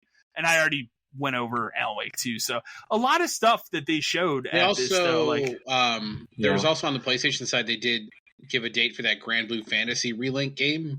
They did, yeah. Which is in February. Like that game again. I don't think any PlayStation stuff was at opening night live, but it was all stuff that was announced after. Like the other thing important to note is like there's a lot more that happened at Gamescom than just opening night live. Like there's a lot of news and stuff coming out of it. So which I've included some of that stuff here as well. So another big one that got announced I'm really excited about. So Night Dive Studios are the people. They just did the Quake 2 remaster. They've done all these retro 90s shooter remasters. They're also responsible for the Turok remasters. So they've done Turok 1 and 2. They are doing Turok 3, which is out later this fall. Mm-hmm. And then the big one that I'm really excited about is they're doing the original Star Wars Dark Forces, which is awesome. That's a great game. So that also is out this fall at some point. So that's a good remaster for them to do. I'm really excited about. This other thing I put in here because I think it's cool. Hyperkin announced this a while ago. They have made a controller that supposedly will not ever suffer stick drift. That's incredible. They call it Hall Effect is what they call it. But also with this, it's an Xbox controller. They also have added impulse triggers, which is weird that the regular Xbox controller doesn't have that, but this thing's going to have it. So it's the kind of thing I'm interested, but I'm going to wait and see like reviews. I want to see people get this thing and see like, does it actually last? Does it actually eliminate stick drift, or like, are we just fibbing on that? So that looks weird, man. At some point during Gamescom this week, Epic Games announced that they're offering developers 100% of revenue in exchange for game exclusivity. So Epic Games are trying to build their storefront again. They did this, if you remember way back when they launched the Epic Games Store, they did this at the beginning of that. Where they gave that first year. There was a huge cut of that stuff. They gave a huge cut. So they're doing the same thing again, just trying to build their store. I mean, they want to compete with Steam, so I get it. I thought this was funny. So there's a lot, again, we talked about at the top of this, that a lot of people interviewing Phil Spencer this week, a lot of stuff that he's talking about. Somebody actually straight up asked him about Final Fantasy VII Remake. He basically would not comment on it. Well, he gave that kind of answer where he was like, it's up to Square Enix. He's like, I'm happy we're out there. I'm happy we got Final Fantasy 14 done. Like, we're working with Square. We all love each other. We'll see how it goes, kind of a thing. which means which probably means they've had discussions about it. But is it realistic to even get that done right now? Probably not. Like, let's worry about getting 14 on here more, because 14 is going to make us more money in the long run. So why don't we do that instead? For sure. It'll be significant of a number of people that will jump into that, because there is a community of people that have waited for that game to come to Xbox. And again, you can play a ton of that game for free. Exactly. You can just download it to your system the day it comes out and get in there and mess around. And like, that game will get up to what, like, it's up to like maybe the most recent 2 or 3 expansions? It's going to change by the time it comes out for Xbox and the new expansion comes out. They're going to add another expansion you can play up to for free. So you don't get get like the current one or the last one. That makes sense. I think you but get still, like that. That is like it's 8 years of content. I can't like, even. It's kind of nuts. As someone who ran through most of that like 2 years ago, and it will go back when the new expansion is out. It is so much fucking content. It is crazy. And it's just, and that's if you mainline it, it's that much content. There's so much extra stuff to do. I would turn that game on and just go fishing for 2 hours. Like, that's how crazy that is. But you know what? Fishing in that game, super good. So it's just like, you can turn that game on. I think that's like the one thing I did do when I tried the trial was fishing, if I remember. So you get to a point where like you can take these like ocean tours and you just get on a boat with a whole bunch of other people. And you go through like these 3 different areas. And you use different and that was my thing. Like, I downloaded it. I did like the little intro for that, and I said to myself, like, "This is amazing. I cannot play this because if I play it, I won't want to play anything else." I didn't for that period of time. I did not. It was pretty much I'd boot up the PlayStation and ready to go. That's why I stay away from MMOs. Hooked up my IMAX Bluetooth keyboard to it, and ready to go.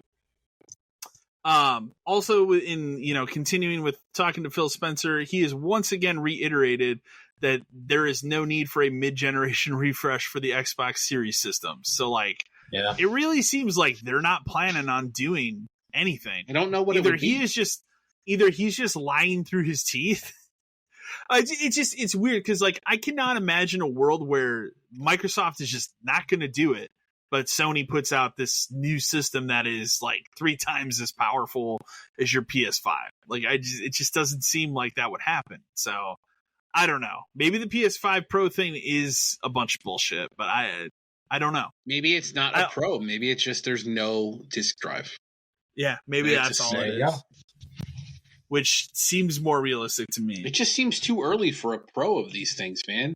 It does. At the rate these systems are, again, we can't even get games to run 60 frames on something. Like, we're not even maxing this console out yet. No, we aren't. I already have to have a new one? Right. Here's the thing I'll say. Look at Alan Wake. Look at how good that game looks visually. Look at Mortal Kombat. We'll get Mortal Kombat. Yeah, like we don't need a. I don't need a PS5. We don't need a new one. What's it gonna? What could Mortal Kombat possibly look like on a 3 times more powerful? I don't understand. I don't get it either. You're gonna tell me you're gonna push more frames? Your eye can't see past a certain point. So what is the point? Yeah. PlayStation 5 3D. 3D, there you go. Yeah, and then we got beams it into your head. Everybody's got to buy glasses again. It's just a little box you put on top, like Batman Forever, the Riddler box thing. Shit. There you go. There you go. We're doing it. I put this in here because I thought it was funny. A certain Affinity, who for years has been rumored to be working on a Halo game of their own, they are working on an original first-person shooter. So whatever they're working on has nothing to do with Halo. Which I think is more exciting, honestly. I would rather see something new and different at this point than just their take on Halo. So, because I really, at this point, we've discussed it at length on this podcast. We only get into it, but I would rather the core team at 343 go underground and just make a new Halo game and reboot it from the ground up. Yeah. So then have somebody else make a game with Master Chief. But this is more exciting. I would like to see whatever they want to do because they make good stuff. So, and they need to have something different. So, I put it in here so we can joke about it and laugh and have a good time with it.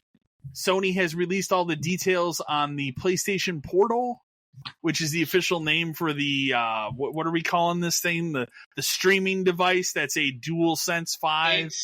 With a screen in the middle of it. Here's how you best describe it. It is a controller that requires Wi-Fi. There you go. It is $200. It will stream PS5 games over Wi-Fi over your house over your home Wi-Fi from my connection. No, they did change that. You can be anywhere on Wi-Fi, but it is. Think of your phone and a backbone. That's what this is. Yeah. But your PS5 has to be on, right? Correct. It is your PS5. It can actually the one it's strange that this is a benefit, but you could wake your PS5 with it because again, it's just a controller with an Android tablet in the middle of it. That's all it is. Do you you are more of a PS5 person than I am. But do you leave your system on the instant on standby Mine's mode? Sleep. Yeah, I leave mine in sleep. It is? Okay. Fine. I never do it for either system because it just they're so fast now it doesn't matter. I don't know. I sleep it just because it's the thing I use. But it is a controller that requires Wi-Fi. That's the best way to explain it. The battery life is identical to the controller's battery life. They're trying to get it to be. Oh, okay. They're trying. Okay, that's even worse. You tell me how that's possible that it could. A controller could have the same battery life as a controller with an Android tablet in the middle of it. With an 8-inch Android tablet and the controller. It's supposed to be the same as the controller.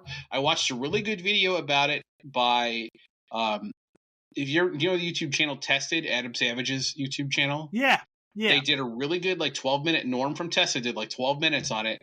And it's funny because you can tell he can't say anything bad about it, but he's really trying to figure out who it's for. Because here's the other kicker. The thumbstick on it are not the thumbsticks from the DualShock. They're the thumbsticks from the PSVR 2. So they're not the same. Jesus. Oh, that's weird. Yeah, you're right. They'll have haptics and stuff. But it is not. It's not even a DS5 with a tablet in the middle. It's a modified DS5 with a tablet in the middle. Jeez. It is. I didn't even know that, but it is ideal for people to use it within their same house. That's what it seems like, right. Yeah. So I guess if somebody else really wants to use the TV, you can use this. Here's the other kicker that he was talking about. So, it can't stream anything. Okay. It can't even stream PS5 games over because like they're doing that thing with like on Plus where you can stream PS5 games over the cloud. Yeah, absolutely. It cannot do that. Okay. It can only stream from your PS5 itself. In theory, what you could do is stream a PS5 game to your console and then remote play your console to it. But then you're streaming to a remote play device. That's bad. That's bad. No. What was the other? Mortal Kombat 1 that way. I'm trying to think of what the other thing he said that was weird. It also cannot be used as a controller for your system. Not that, even though it is a controller with a tablet in the middle, it is not a controller for your system. So you mean it's not like a Wii U tablet? No, like... it's not a controller. It doesn't offer any kind of like second screen experience. It cannot play anything. You can't download anything to it. There is no internal real memory. There's no, it obviously can't play. Well, it's a streaming device, so games. Yeah. It is a Wi-Fi based controller. Here's where it gets even better. Okay. It has an audio jack in it, so I could plug in my Cloud Core headset I use. Doesn't have Bluetooth. So any existing Bluetooth headset you have. What about the new earphones that are coming out? Hang on a minute. This gets funnier. Okay. Oh, God. Okay. It does not have Bluetooth, so you cannot use any existing Bluetooth headset you have. If you want, you can buy the $200 earbuds, and they'll work with it because they use what's called PlayStation Link. Because PlayStation Link is a new protocol to link PlayStation devices together. Same goes for that new Elite. God, what the hell is it called? Elite Pulse Elite, whatever. All these names are terrible. But the new headset is $150, and that can link to it too. But he did say something cool about that headset where you can link that to, because it's PlayStation Link, you could link that to your console and Bluetooth it to your phone. Okay. So let's say you're playing something and you got a call, you could answer the call, and it would mix the audio. So that's a cool feature of that headset specifically. But the fact that you can't even use existing PlayStation Bluetooth headsets with it, what the hell? But let me remind you, that's $400. Let me remind you that your phone with a backbone could use a Bluetooth headset with it, or your laptop with a controller could use a Bluetooth headset with it. And that's my whole point is why, if you're really this hard about it, why wouldn't you just buy a backbone and use your phone? Or you can. I have one. It works. Yeah. You can remote play to a laptop or a computer. Yeah. Is it such a need for you that you're man, I'm going to go on vacation and I'm going to pray to God wherever I'm going has a good enough Wi-Fi signal to connect so to I can play some Mortal Kombat 1 on my PS5. Yeah, link to my PS5 at home. I don't know about you, but the PlayStation can barely stream PS3 games properly. Yeah. So am I supposed to expect it to remote play this? I've remote played stuff on my phone. I've remote played Xbox on my phone, to be fair. The Game Pass stuff? Yeah. It's not great. Yeah. It kind of works. It is. It depends on the game. Some games are fine, but I find that the more complicated of games. So for example, I played that Xeno Clash or Xeno Crisis, which is basically Smash TV. Yeah. That was fine. No problems. I tried playing when I was playing through Like a Dragon. I tried playing a little bit of that. Not a great experience. No. I tried playing the show on both, and it's it's okay. But for a sport game that's based around timing, it's not good enough. And it's so you want people to do that with a $200 device. Well, and depending on your Wi-Fi and the way your house is built and where you are, sometimes the Wi-Fi where it is in my house doesn't reach great to the bedroom in my house. Yeah. Yeah. On my phone. And I'm supposed to game on this? It is for very specific people who honestly probably don't even know what it is. Because imagine, let me put a scenario to you, Kyle, and to all of our GameStop family listening. It's Christmas. You walk into a GameStop. What's this new Sony handheld? He has a place. He loves Sony. Is that a new handheld system? I'll buy that. I will tell you. It's not what it is. I will tell you, I saw like one of those like Facebook articles yesterday, and I just clicked on the comments because I was curious, and I will tell you, I saw at least 3 comments like that. Yeah. Oh, so and so they tagged in it would probably like this for Christmas. I've seen a lot of articles Would they? call it the next PlayStation Vita. That's not what it is. Yeah, and that's exactly what a lot of people I saw commenting like, "Oh, it's like the Vita 2." Why didn't they call it a Vita 2? Because it's not a game system. No, it's not a game system. It's a controller. I'd rather they just did that. They would have been. Oh my god! Would you? If this thing was a Vita 2, like the way it looks, there's a market. Would for you be Vita fine 2. for that? If this thing could take a chip in the top and put a Vita game in it, and it also did remote play from my PS5, then yes. At $200, absolutely. I think that would be $200 for a Vita 2, absolutely. Yeah, absolutely. I think it'd be a steal. I think people would be super into it. Yeah, but honestly, there's a market for it. Honestly, do you know what the system has to do? You know, the only thing it has to do is stream Plus games to it directly over Wi-Fi. It doesn't. If it didn't require a connection to my PS5, it doesn't have to take physical media at all. That's fine. But it requires a connection to a PS5. To even work. That's insane. And no Bluetooth? What year is it? That is the weirdest part. No Bluetooth. That just seems like a decision they made because they really want to push people to buy those headphones. That's all it is. Well, because they'll do an update for your system at some point where PlayStation Link will be added, and that's how they'll want you to connect to that too. By your earbuds, you can link it to your PS5 or your Portal. Which I get it, but $200 for those earbuds. Again, what world are we living in? So that means if you wanted both those, that is $400. Well, you're in the cost of a digital PS5. AirPods are Bluetooth, right? I don't have a pair. I don't know. So that's why I'm not an earbud guy in general. But I'm not. I'm a old school over the over the ear. But doesn't that make sense that they don't want you to connect your AirPods to the Portal? Oh, absolutely. Because why would you buy our new one if you could just connect the $200 AirPods you bought? Exactly. That's such trash. It's just it's weird. I think it'll end up in the same world that like the PSVR 2 lives in, where it'll sell to certain people, but then it won't sell after a certain point. Exactly. Yeah, I don't think it will. It's not for the average people. Because guess what? In order to use this, there's a $500 buy-in cost. Pretty much, yeah. Like it's like you're buying another PS5 at that point. It's you have to spend $500 to use this thing. Yeah, no, it's just gonna get. It's not. I think parents are gonna get it confused with a gaming tablet or something, and it's just gonna be a lot of headaches. Imagine the arguments you'd have to have with people selling it to them. Be like, "Do you have a PS5 already?" Well, no. Then you can't buy this. Well, why not? Because that's the other not part. a game system. You know exactly somebody is gonna buy that. It's gonna happen a lot. Exactly, and there's gonna be a lot of returns on it. Yes. Oh yeah. Well, we opened when the worst part is we opened it. We couldn't figure out how to set it up. Well, Timmy really wants a PS5 for Christmas, but I can't afford that. But I could get him this. Yeah, that'll happen. I see it. Oh, that'll happen. They'll open that up and be like, "Wow, Timmy gonna have a bad Christmas." Yeah, and then Timmy will say, "Where's the PS5? I need to make it work."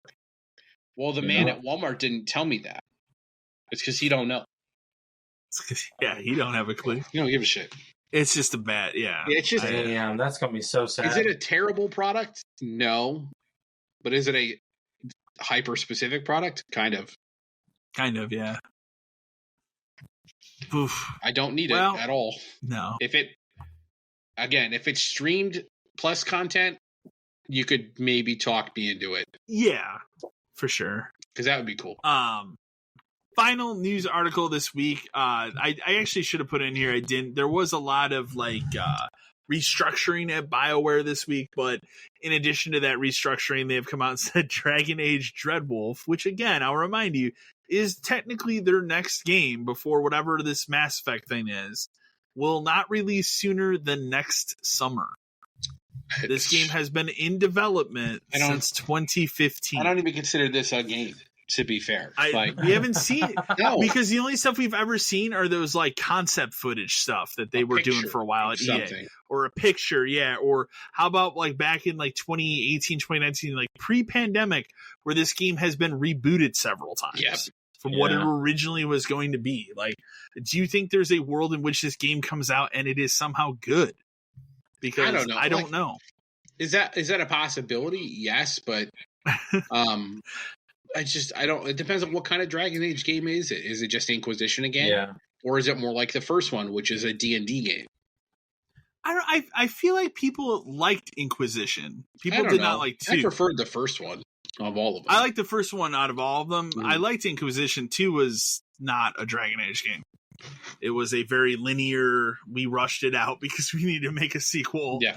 But we're also working on Mass Effect. So, I don't know. It's just, it's a weird thing where, like, I don't know how we're still talking about that game and it's a year away still. So I wouldn't care if we never talked about it again. I'd rather it come out so then I can actually maybe start looking forward to whatever this new Mass Effect thing is. Yeah, whatever that is. Whatever that is years from now. Don't forget the story above it. Oh. Don't forget that one. Story above. Oh, yes. Final news story. This is actually a big one I skipped over and I shouldn't have. Actually, very excited. The Baldur's Gate 3 problems on the Xbox have been solved. And by solved, they did exactly what I said they should do. They did the solution that was right in front of them the entire time. The entire time, which is they are cutting the split screen thing from the Series S. Will it maybe come to the Series S down the road? Maybe. But in order to get this product out, it is not going to be a feature that is in the Series S version. They don't want to lose. The hype on this game is so high that they don't want to lose Series X sales of this game to the PS5. Do you think that was Phil Spencer saw the sales on PC and called them up, was like, what is it going to take to just get this out as soon as possible? I'm sure once that happened and it became it's going to be on PS5 day one kind of a thing. And it's not going to be on Xbox until maybe next year. He called up somebody and said, is this even achievable? And maybe he finally got someone at Baldur's Gate to be like, it's not. And he said, then kill it. If that's the difference, if the difference is split screen co-op is not available on the less powerful system, okay. Not a huge deal. No, it's not. They did confirm that the thing is cross save everywhere. Right. So you can take your PS5 save to this version and vice versa, PC, whatever. So, I'm excited. This is probably where I will play it. But look at it too this way, where like it is the reason that Halo basically probably had to cut split screen too, is because there's no way they could make it work on the S. So on the Series S, no. Maybe we just go forward and say that's not going to be a feature for the S anymore. Well. Also remember the difference between this and Halo Infinite was Halo Infinite also had to carry Xbox One and Xbox One X. Mm-hmm. So this is only on the Series systems. So. But we still have, kind of a handicap with the Series S with these kind of things. But that's not a huge feature to lose to get this game out the door. They've been working on this game for years. And I cannot imagine the percentage of people that are going to buy it on the Series S need to play it in split screen co-op. Right. So why don't we cut it for now, and then we'll see if we can get it working later. The question now becomes, how quick does it come to Xbox this fall? Oh, I don't know. It's as soon as possible, I'm sure, is the answer. As soon as possible. I don't think you get a date until they say, okay, it's coming. I think it'll just be one day you're going to wake up and be it's coming out this day. Yeah, we've got it. It's coming in 3 days. Yeah, preloaded, sure. or something like that. So, but super exciting. Yeah, super it's good. Exciting. It needed to get done. For me, it works out perfectly because I'm going to play Starfield, so I know people on PlayStation are excited because they're not getting Starfield. They have this to look forward to. Mm-hmm. So it's everybody's getting something. So I needed that's to get the important thing. Everybody's getting something in September. Yep. So, but yeah, big, huge deal. So, but we can, actually, let me turn it over to you real quick because you have some more GameStop We'll do reviews. some more GameStop reviews just because I am enjoying doing it. This is another store that's somewhat local to us that Kyle and I know very well. I know very well. We've we've both had to deal with them in, we'll say, the good times and the bad times.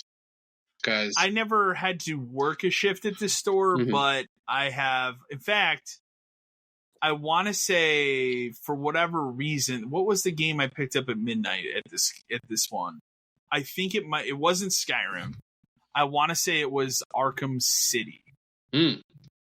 Because I knew I had a friend specifically that I worked with at GameStop the first time, like back in 06, that was working at that GameStop at the time, that was like, you should move your reserve over here so you can see me. Yeah. And I did it for that one game and regretted it.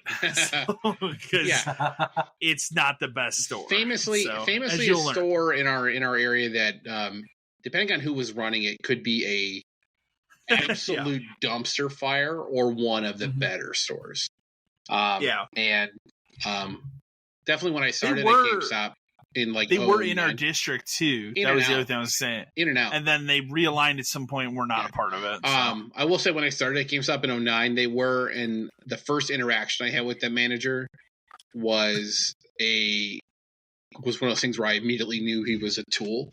Because I had to start as a third key when I came over, and it was it was when Mass Effect 2 had just come out, and when EA had started doing the online thing, right? Yeah. And the game had only been out for like a week, and I think we were having inventory, so they were there like pre-counting and stuff. And I was talking to some customer about Mass Effect 2, and I told, and like for whatever reason we had a used one because that happened, you know. And I explained it, but this was also at a time when used games were only like $4 less because they wanted you to have the card to make it $10, whatever the rationale was at the time. But I explained to them, I said, hey, just, you know, like we do have a pre-owned one, but if online is something you care about, you won't be able to play this version online. You know, just giving them like the truth. This guy interrupts me. This other manager interrupts me.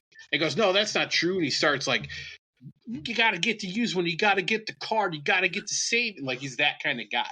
Like car sales. Yeah, one of those. And I said, okay. And then I kind of stood there and let him talk. And then he walked away because somebody called him to do something else. And I had to look at the customer and go, I don't know what he's talking about, but that's wrong. Because I could show you right here. Here's this little card with a code on it. It's been used. So like you won't be able to play. And eventually sold that person a new copy of the game. But that was the first impression I had of that guy. And I said, this is how this is going to be. And sure enough, he was a douche forever until he got fired at some point. Yeah. We'll just read a few choice reviews, some choice 1-star reviews, as always. This one's from February this year. This is probably the worst GameStop I've ever been in. The girl that works there is a total see you next Tuesday. Spelled out. Love it. Like, not like the word, but like it's the 4 words, see you next Tuesday, which is fantastic. I brought in 2 PS4 consoles with 3 different HDMI cables that were all brand new, and both times she said all of them were not working. Fucking bullshit. They're ripping people off by saying they don't work, so you have to buy one of theirs for $10. They also never have any of the games or accessories that you would want. Avoid this GameStop if you can. Yeah, probably not. Probably not a lie. Seems feasible. Was just here and the service was terrible. This guy was making remarks about my picture on my ID and just being a horrible, unprofessional guy. Would not recommend not going here. To manager is a good guy, but this guy is no good. That's a great one. Who looks at somebody's ID when they're doing like a trade and goes, hey man, this picture you sucks.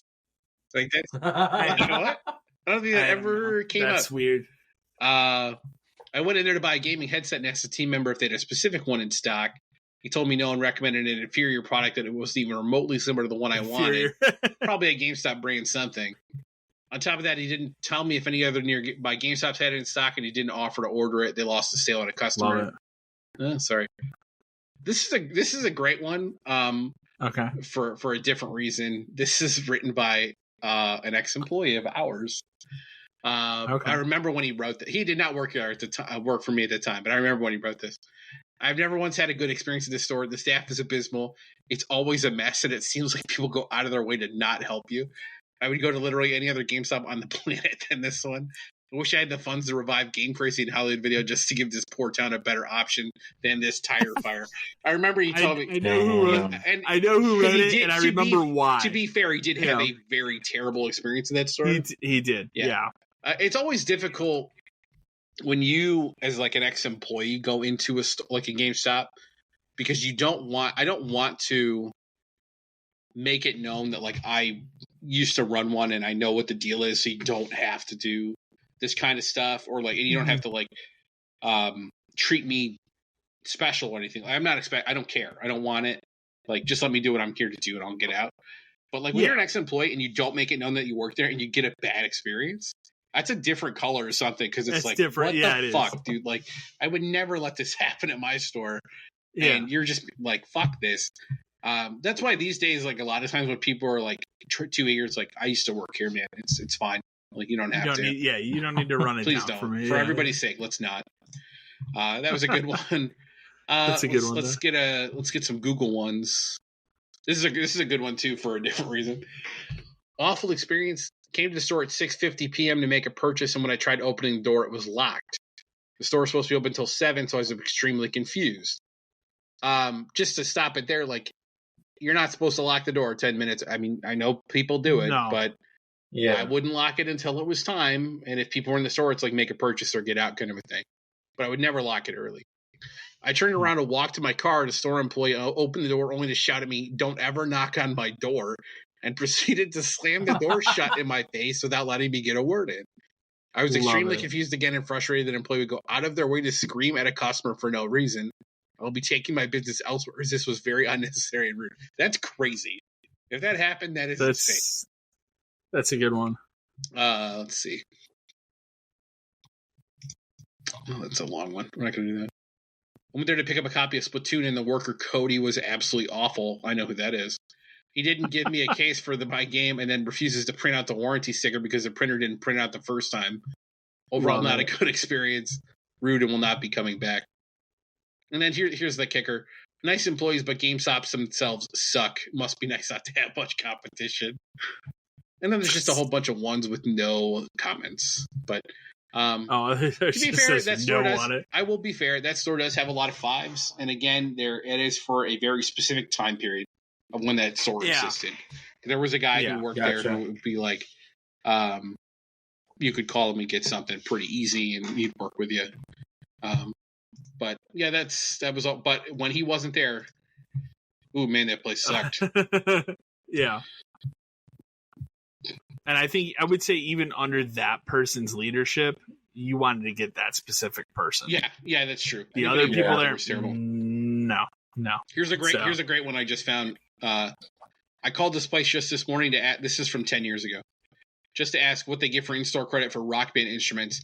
Instead of politely stating they don't take anymore, the jerk on the phone told me, "We take those for $0." Needless to say, I'm not going to go in and set and put the store now for any reason. That's really good. Yeah, sure. We take those for $0. I don't think I ever said something like that to somebody. That's a good one, though. That's a good one. Good shit. All right. Well, we'll kick it over to emails here. We have some emails this week. First email we have comes to us from Chris from Naples, Florida. Hey guys, love the podcast. I was just curious for all three of you, if you could choose any person in gaming to interview on the podcast, who would it be and why? I don't know if you've looked at this ahead of time and have any thoughts on it. I can tell you mine. You will know who it is immediately. Please. It's Phil Spencer. Yeah. So I would just love to talk to him. Like the guy loves video games. The dream, I think it would be a real fun conversation to get him, Jack, and Reggie like together. Yeah, I could listen to listen to the three of them just like talk about gaming like with each other, probably for days. Yeah, just because the amount of like, like insider, like behind the scenes stuff that like they know about how they're actually all like buds and try to work together when people think that the whole thing is to tear the whole thing down. Which it is now with people like Jim Ryan in charge, but it is. I just think Phil Spencer would be a fun person to interview to talk not only about like current Xbox, but like that dude's been there since the beginning. Mm-hmm. And I'd love to hear all about the career at the older days. See it change and like be the change. What was it like running the games department during the OG Xbox days? Because when you had all these different exclusive games and they were just kind of really taking chances on ideas. They were. So, be really, really fascinating. So, how about you guys? I don't know if you've thought about it at all. My answer is always going to be really easy. Phil's a good one. I mean, I thought about that too. I thought about, like Jeff Gerstmann would be cool, but like would be really good. I feel like he has his own like identity and stuff, and like actually interviewing him, you wouldn't get much other than just Jeff, which is fine. I love Jeff, but another good one I thought of was like Alana Pierce is cool because she had a really like interesting like career arc where she started off I can agree with writing that. stuff for free to get her name out there, and then eventually like she did cosplay stuff to get herself out there, and then she gets to actual like media stuff and gets out there and does that, and then she's got IGN. Like, she gets her own stuff, then she goes to like Rooster Teeth / Funhouse type stuff. Now she writes for Santa Monica. Like she's just had such like a weird, I don't want to say weird, it's not weird, but like she's had such an interesting, like she's done everything. Like she writes. That's somebody who's really gone through like every. She helped write that game. She's seen every piece of how all of this stuff is made. She's an NPC in Cyberpunk. Yeah, she just like she's had a really. She's awesome, in Gears of War as well. She's had a really awesome like just career path, which would be interesting to like ask her about like that's a good one. How the steps and everything in her life went to get there. How about you, Matt? So realistically, I don't follow like a lot of people in gaming, like that kind of like how you guys discuss it. I mean, it could be a voice actor too. It doesn't have somebody just really like. Yeah. So I think if I could interview anybody, I think I would maybe want to understand the process of beginning and ending of game, like the entire game development. Okay. Okay. Like I would really like to like dive into like people who like start brainstorming. Man, you know who you need to talk to? Todd Howard. Todd Howard. That's what I was gonna say. Literally, I was like, sounds like you want to interview Todd Howard. Has made, I mean, if you think like Todd Howard, like people give him shit and everything, but that guy has had a hand in some of the most influential games that have ever existed. And he's got another one coming in a couple weeks, and then he's got the most anticipated one of all of them in a couple years. Like after, for sure. So, but that's a guy think about it too, like who knows like the good and the bad, the ups and the downs, like having to deal with like shit releasing that's not good. Well, there's a reason why that guy doesn't have a social media presence. It's smart. So it's smart for him. He's smart on that part, but like. He would be a very fascinating one too, because you would get the beginning, the middle, and the end of something like that, and that would be a good one because you're looking at something massive like Skyrim or Oblivion or Fallout or something. Even you can even go with Starfield in that case, because they've been working on Starfield for a decade. Yeah. So that would be a good one. Like if you wanted to interview someone and get like the full scope of the process. Yeah, I think that's kind of what I would be more interested in, just because that's kind of the thing I like looking to for sure. Even if you're personally not like a huge fan of those games, I think that would be a good person. Yeah, because I think for me, I'm more interested in the actual like just like the idea behind everything. Like where do you? I know so many games nowadays kind of copy and paste a lot of what other games are doing right now, so it's really kind of hard to kind of come up with an original idea. But like, I definitely would like to see how they just thought process that kind of shit. I think that'd be pretty cool. Yeah. Or you could have a real weird time, and you could do like you can interview like Randy Pitchford and just like be uncomfortable for 2 hours. You can interview Kojima and just watch like a video of a mushroom growing out of the ground for a couple hours while he talks about how great it is. Yeah, Kojima would be the other one, but like I would be too intimidated. I don't know what you would get out of him. I think is what it is. You know what I mean? I feel like he reminds me of like what's that movie, American Beauty, where like you see the plastic bag floating in the air. Okay. Yeah, kind of.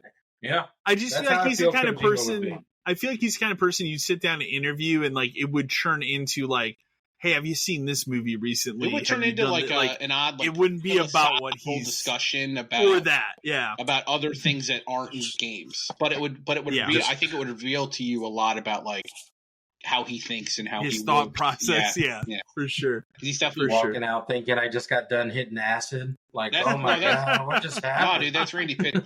Yeah, there you go. don't pick up any flash drives he drops. No, don't do it. Don't accept any magic tricks from him either. Next email we have comes from Candy from Redacted. Hey guys, I'm a pretty new listener to your podcast, but it was recommended to me by some of my other coworkers in my district, and I figured I would write in as I'm looking for some advice. Recently, my manager canned our best key holder who had the best numbers of the store. When I questioned what happened, he just said his numbers were bad and I'm here to win, which scares me because my numbers are worse. For context, my store leader is a recent SL2. We've had him since May when our original SL left. To say it's been a challenge would undersell it. This man has been a goddamn nightmare. And right now, it is just myself and him. The key holder he fired was our ASL. He has even offered me the position, but I've just absorbed those hours as the only other key holder. I'm happy to get hours, but I don't really want to get stuck here or lose my job because I'm not performing. Should I get out and find something else? What should I do, and what would you recommend in this case? Thanks. Candy, get the fuck out. I was gonna say that's a very simple answer. Yeah. Start looking. Start looking. Yeah. Go on Indeed. Get a resume together. Make sure that your resume lists your current responsibilities as like yes. I work 40 hours. I do all of this stuff. Make sure you have all of that. Yeah. Get on Indeed and start looking. There's never like we said it before. There's never a penalty to look while you still have a job. No, absolutely not. The other thing is like based on this story, there's more here going on than that guy has said. Oh yeah, right. Oh, there's something else going on. There's not a reason to fire the person with the best numbers and then claim that I'm here to win. Yeah. The whole point of winning is having at GameStop is having the best numbers. It doesn't make sense. My thoughts, there's a couple things. And I'll start with the ASL position, as we kind of know, is kind of not a thing anymore. That might have had something to do with it, and something to do with them Candy not being offered the job, because maybe that job doesn't exist because GAs are gone, SL2s are kind of they're the thing. Although in theory it should be SL2s and then assistants and then 2 key holders and it should be done. It should be. That should be. With the way hours are now, it should be 4 people can run that store. Yeah. I'm going to throw out another scenario, and as much as I hate to say it, this is a possibility, so I would just be on the lookout for it. Sure. I'm reading this as Candy is female, and the boss is male. That's how I read it too. I don't know this for sure, but like just context clues and stuff, like maybe that's why you're not getting promoted. Maybe he saw the other guy as this is a different kind of thing. Maybe he saw the other guy as a threat to his job, depending on how his numbers are. Because as we all know at GameStop, you can be fired for anything. Time theft. You clocked out 2 minutes wrong the one way. Sorry, you're gone. But like running a store with 2 people, I can't even imagine that. Even when we were at our low hours and stuff, and when our closing stuff was off, like I never would have done that. It's crazy. Yeah. Especially SL2. That means they're not there all the time. What I was thinking is like maybe perhaps the guy did it because he doesn't want to be in SL2 and wants his store to fail. That's what I was thinking. Maybe there's something to that. The other thing is like firing. Why do it? Firing people like while you can do it for anything can prove to be a difficult process. So I wonder how he pulled this off. Like he would have had to use something as clear as time theft or theft of something to do it, but there is not a foreseeable benefit to firing there's not even a benefit to firing someone who just gets numbers, period. Even if you don't have the best numbers, as long as you're getting something, you're a benefit over what the replacement could possibly be. There's something else going on, but I don't know if it's worth like poking around to find out what it is. Yeah, when the simpler answer is to move on, and even if it's something like you just go to work for Target while you continue to look for something else. You know what I mean? Like even right now, I think a lateral move is a step up because it's not working for GameStop. It's not working for this guy specifically, who seems like a train wreck. Or maybe he's on coke and he doesn't know what his actions are. Yeah, I've had DMs like that. Damn. Yeah. So my suggestion is get a resume together. Again, even Target is a step up, even though it seems like a step sideways, because you're going to a company that actually it ain't going to go bankrupt next year. Right? No, right. Target's not going anywhere. Worked at Target for 3.5 years. And that was 2 decades ago, but it's still like that's a company that ain't going anywhere. No, people fucking love Target. Every time I go there, it is packed at all times of the day. It's called Target, guys. It is. Yeah, it is. You're not wrong. But I would. That's my suggestion, and worried about your numbers and stuff. It's like you do what you can do. Like if you. Not everybody's good at numbers. It's okay. Yeah. But he can't really afford to fire you either. If he does, who works there? Exactly. Because he would only be there half the time. So it's a little strange. Exactly. But something else is going on. And I'd steer clear of him as much as possible while you try to find another job. Yeah. And then, again, the other, we kind of said it at the top of the email, but like the other important thing is literally put down everything that you do in that position. Cash handling, like any of that stuff, because it shows all the responsibilities that you have. You might not even think that you have as much responsibility as you do being a key holder at a GameStop. You do for sure. Like maintenance, janitorial work. There you go. Yeah, if you really want to get deep, but like the important thing is like you run depending on your store, you help run $1 million store. By doing everything. And a place like Target's going to understand what that is. Like if you try to get out of retail and try to go to some kind of office shop, they may not, and you might need to be more descriptive. But again, a lateral move right now is a step up, even if it doesn't seem like it, because you get a job at Target, you can keep looking. Nothing stops you from looking. No, exactly. And don't feel bad if you have to bail on Target after 2 weeks. Target don't care. Yeah. Target don't care. Target's going to be just fine. They'll move on. Target will be okay. Yeah. They'll be just fine. Next email comes to us from Becca from Eugene, Oregon. It says, "Hi guys, love the podcast. I've followed Kyle's Marble Gallery channel for a while. I'm curious as we get closer to Halloween, the Halloween holiday. Have you guys ever actually experienced anything spooky in your real lives? Thanks." So I'll go first, okay, because I've had time to think about this. Mostly no, but when I lived, the house that I lived in Michigan was very much clearly haunted. Okay. No other house I've ever lived in has been like this. Like even the house I currently live in, we joke about a certain situation that happened in this house. We're not going to mention here, but this house is not haunted. In Michigan, the house I had was a ranch style house that I lived in. The way I can describe this is that there were 2 bathrooms in the house, or 3 bathrooms, I should say. They're like a half bath. There's a 2.5, we'll say. There was a full bathroom in the master bedroom. There's, full bathroom for everybody else. Mm-hmm. And then there was this odd bathroom, like when you walk in from the garage into what is the laundry room. And then there's this weird fucking bathroom, like off in the corner that never, ever, ever would go above 60 degrees. You can put the heat on, whatever. And it's not like there's no vent in this bathroom. Never go above it. Just always like cold as shit. The creepier thing about it is my parents, obviously I come from a family that's religious. So they have different religious things like, crosses and stuff. I kid you not. Anytime they would try to hang a cross in this bathroom, it would fall and be inverted. Excellent. Every time. That's to the point incredible. Where I'm like, it's just like, this is not right.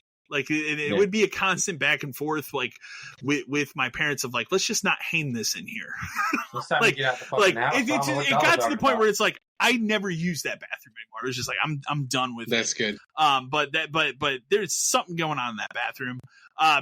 You would hear stuff all the time. I would hear like different like creaks and stuff coming from that area. So just there clearly something was going on in that house. No other house I've lived in has had that. So I never looked up the history of the house. I don't know if somebody was murdered in the house or anything like that. It was a suburb of Detroit, so you can do with that what you will. But clearly haunted house. The only other like spooky thing I had happen was when I was a punk teenager out of high school.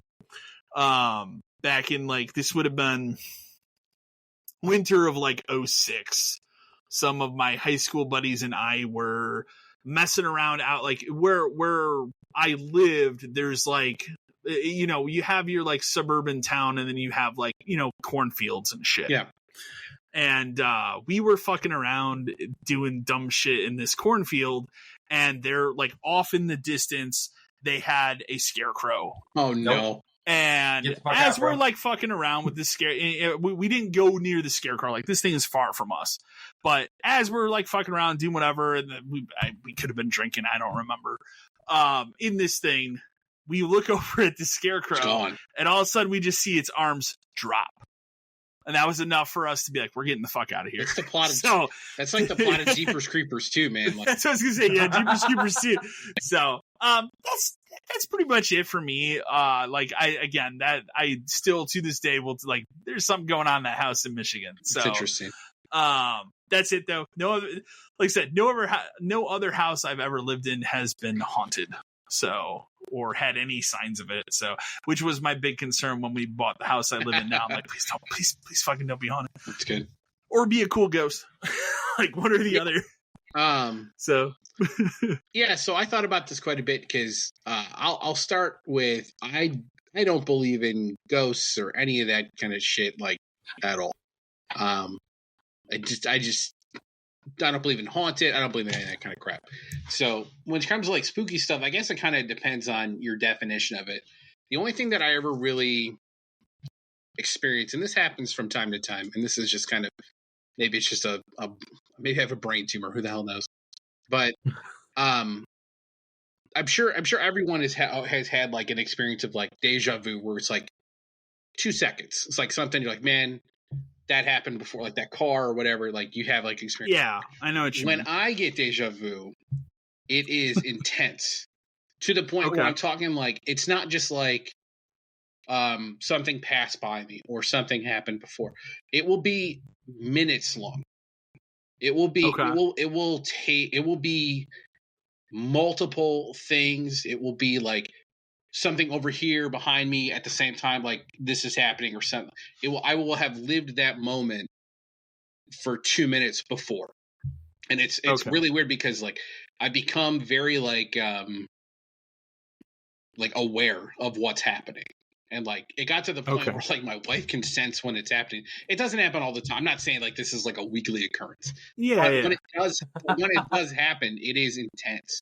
And it's strange because it can take minutes, and then when it's over, it can be to the point where I know when something will happen before it does. You know what I mean? Like I can sense that like this is going to happen, and then it does. It's really strange. It's really strange. And it's 2 minutes at a time. You know, like I said, most people I feel like deja vu is 5-10 seconds. Oh, a cat walked in front of me the same way it did before or something. No, for me it is an entire scenario. Of something playing on. And that's always been kind of a weird thing because it's happened for as long as I can remember. But in terms of like, yeah, I guess it's spooky in a way where like it is. No, for sure. Like I don't even feel like I'm explaining it properly, like how I feel when it happens, because it is a very like sensory overload, thing. I guess you would say. And who the hell knows? Like I said, maybe it is like a tumor in my brain pushed on something. But yeah. Nah, bro, you got superpowers. Well, then it needs to activate a little more often here. Yeah, that's always been kind of a weird thing. But in terms of like ghosts or haunting or, you know, I'm not afraid of like cemetery. I used to play in cemeteries and shit when I was like a teenager, which is fucked up when you think about it now. But yeah, it was cool to play in cemeteries at fucking near midnight. But I just that's kind of it from me. I don't think kids even do that today. No, I don't think that's a cool thing anymore. Yeah. No, I'll tell you what they'll do. Okay. They'll. I was gonna say they'll go to the cemetery, but then they're all gonna be sitting on the gravestones on their cell phones. Oh, that's true. Yeah, we didn't have cell phones. We were just let's check out the Snapchat filter and see what pops up. Take some selfies on some tombs. Yeah. So I will say the polar opposite. I believe in all of that crazy stuff. When I was younger, I stayed the night at a friend's house. And he told me beforehand it was like a creepy house where like stuff would happen or things would move around. And he says he swore he saw something at one point, and like we all just kind of shook it off like, bro, you crazy, like, you know, whatever.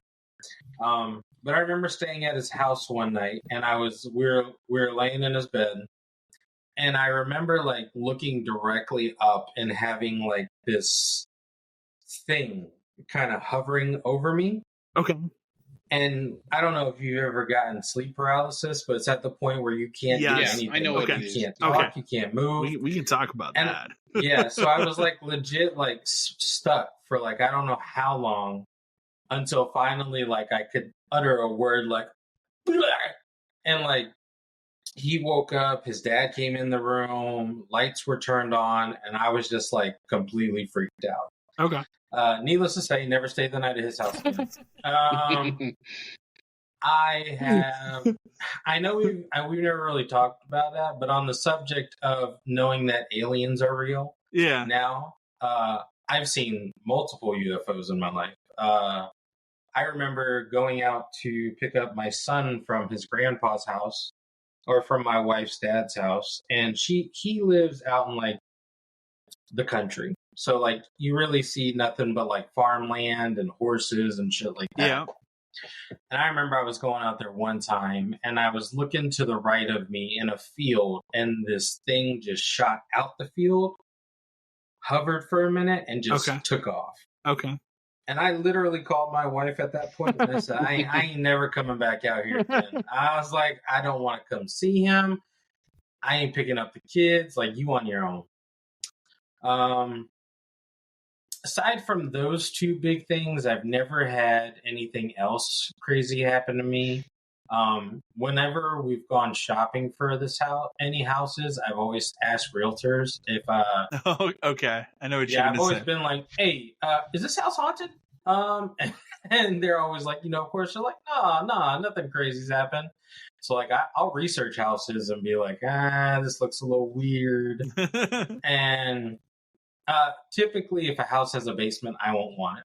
Okay. I don't care if it's a new build or not. There's too much weird shit that happens in basements. I don't need it in my life. But yeah, for me, I think that's really the only crazy thing I've really ran into. Since you brought it up, because I wasn't going to put it in this category, but I guess I will, the sleep paralysis thing. So I've had that happen to me multiple times. And I never put it together. Like, the worst I ever had it was probably like late 2000s, where you have that experience where like you are trying to wake up your fucking body and you can't. It's so creepy. It's so bizarre. And the best way I can describe it is when the fucking movie Insidious came out. That is exactly what that is like. And that is why that movie to this day is still terrifying to me, because that is what that experience is like if you've ever had that sleep paralysis thing. Like, I don't get it very often. Like, I've only had it really bad that one time, but I have had situations like that since where it's like, you want to wake yourself up. Like, for me, it's usually like I try to shake my leg and then it's like, okay. And then finally you get yourself up, but like, it is fucking terrible. It's like you're drowning. Like, it's really creepy. But the best way I can describe it is just watch Insidious. That is what it is like. It is fucking terrifying. So, so we're talking on the subject of that. Have you guys had the dream where you're falling? No, I haven't had that one. I've had that. Oh my god, that's terrible too. I almost yanked my youngest kid off my bed one time because I thought my ass was falling off the bed. Like, my wife, we when he was younger, our youngest used to sleep in between us. And my wife was awake one night, and I was asleep, and I swore I was falling off a cliff, and I was literally like cat grabbing at the sheet, and like I ended up grabbing the toddler, and my wife was like, "Let him go," and like I ended up falling on the ground, and she was like, "You were about to yank the baby out the fucking bed, dude!" Like, and I was like, "My bad." I've had, I will say, since we moved to this house, I've had maybe 2 times where like I've fallen asleep on the couch or something and woken up like screaming or yelling or something. My girlfriend's just like, "What is going on?" Jesus. And I can't remember. Yeah. Damn, that's the creepy part. I don't remember what I was dreaming about. So, but yeah, no. Other than that, like we can move on. Here, we'll be here forever. I have one more. This is one more. Okay. Maybe this is kind of like, I don't know if it's necessarily spooky, but it was a weird scenario. So this was 15 years ago. So I went through a process. This is going to get depressing for a minute, but we'll move on. Yeah. I went through a process 15 years ago where my mom was really sick and she fell into a coma. And it was basically like 7 months of, is she going to come out of this? Probably not, kind of a thing. You know what I mean? So you kind of live your life and do whatever. And then we finally got to the point where it was the end. And they were like, well, at this point, there's really nothing we could do. It's probably only going to be like another week. So they sent her home. And like, so my family and I, like, my immediate family and I, like, we got together and we kind of had like one last like goodbye kind of a thing, right? Where it used to be like it's going to be the next day. Well, then, you know, of course, she didn't die for like 3 more days, and then she died really late at night, and I was living someplace else at the time. I was by myself because there were other people like at the house where she was, and it was late, and I was just up fucking around doing whatever, and my cell phone rang one time and it hung up, and I found out later that no one called me. Okay. And then no one tried to call me at all. My cell phone rang one time, hung up, and then I found out later, like 15 minutes later, that was the moment she died. But nobody called me.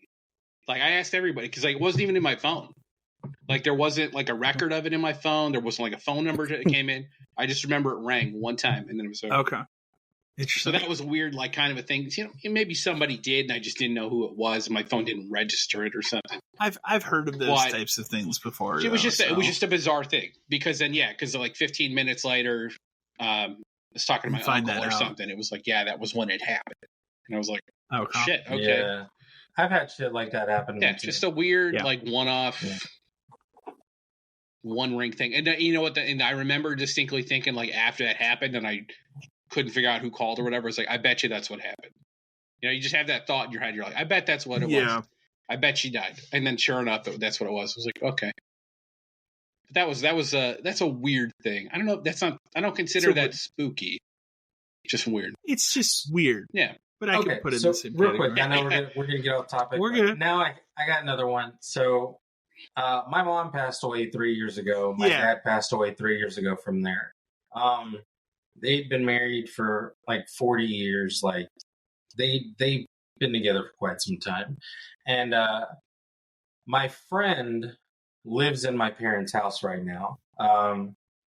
And she said like weird shit used to always happen. Like she would feel like a presence in the house and like sometimes shit would shift and move, but she put it in her head like that's just my dad kind of wandering around her house trying to figure out putting inverted crosses in bathrooms, you know. She said thankfully nothing crazy like that happened. But then the night my mom died, she said that she was in the house and she distinctly heard his voice go, "Well, it's time to go." And then, like, since that point, she hasn't had anything else happen in the house. Okay. And I was like, that's actually pretty interesting. I was like, that's kind of cool to see. But I've heard stuff like that before. Oh, we can move on. We're turning this into a different kind of podcast. Yeah. Next email we have comes from Darren from Austin, Texas. Hey, dudes, what do you all think of the Atari 2600 Plus? Are any of you planning to get it? I want it leaning towards yes, and I'm a no, but I'm not an Atari person, so I'm actually not really like a huge Atari person either. Like I never had one when I was growing up. My cousins did, so we played all the time at their house. And I don't really like actively collect for it, but the fact that this can play them is huge. It's a cool thing, yeah, because it's an HDMI Atari that can play Atari game most, 95% or whatever they said. And it comes with like a 10-in-1 cart. And then you can buy like the paddle ones separately, and that comes with an extra cart. Over the years, like if I see an Atari game of like something I enjoy, I'll buy it. Like Indiana Jones. Yeah, I'll buy an Atari copy of that because it's an Indiana Jones game. How much will I actually play it, though, is a different story. Like, I feel like it's a cool thing to have, and it would probably inspire me to collect for it, just because, like, I would have an incredibly simple way to play those on a current TV. Yeah, exactly. So it's the right price too. I will say $129 is correct. 100 would have been perfect, but I get it. It's very cool. Well, and it also comes with that, like, 10-in-1 cart. Mm-hmm. So yeah, it comes with like 10, the 10 games you could say that's the $30. Yeah, well, because they are releasing other games for $30. So, I think $130 is a great price. It's a novelty thing for sure, but it would inspire me to collect Atari games. And the best part about Atari games is they're not expensive. They're $1. No, they're not. Yeah. Like, they're garbage to a lot of people. Usually you go to like a half price books or something. Go to a flea market and somebody's got like a tub of them. Yeah, absolutely. Yeah. So now it'd be cool to like dig through the tub and find like Superman or like, Spider-Man or whatever, like cool ones that I have an affinity for the product. Yeah. Well, I bought an Atari at a yard sale. It actually has like a carrying case to it, which would actually be kind of cool because the Atari itself doesn't work. And it would be cool because then I could pull that out and put this in, and I could cart this if I wanted to cart this anywhere else, because like it's got like the carrying case is like fucking huge, and it's got the Atari sits in the middle, and I think there's like a total of like 40 carts in it. That's cool. Which is why I was kind of saddened, because the Atari is one of those things that people are overpricing right now in general. And when I saw that, I was super excited that it can actually just play all those old cards. So I'm strongly leaning towards buying. I'm interested. Does it have a release date? Huh? They put out a release date for it or no? I didn't put any kind of news. I want to say it was November. Okay, that would make sense. Right? It's the holiday is the time to release something like that. So pre-order availability will ship in November. Yeah. Okay, makes sense. Okay, yeah. $129. The cool thing is it also plays Atari 7800 games, so like there aren't a lot of those, but it's something you could buy. Okay. Yeah. Yeah, it's cool. Like it comes with the joystick. It's ready to just go. One or two? Just one. You can buy another one. It just comes with one. Okay. But if I was gonna do it, and the joystick's only $25. It's not bad. And then again, you can get the paddle bundle for $40, which is 2 of like the rotating paddles and a 4-in-1 cart. Yeah. So that's cool. This is surprisingly affordable for what it is. It's just I don't know. It would make me want to collect like Atari games. Are you saying it's like prices from back then? Well, yeah, I mean, compared to other things today, yeah.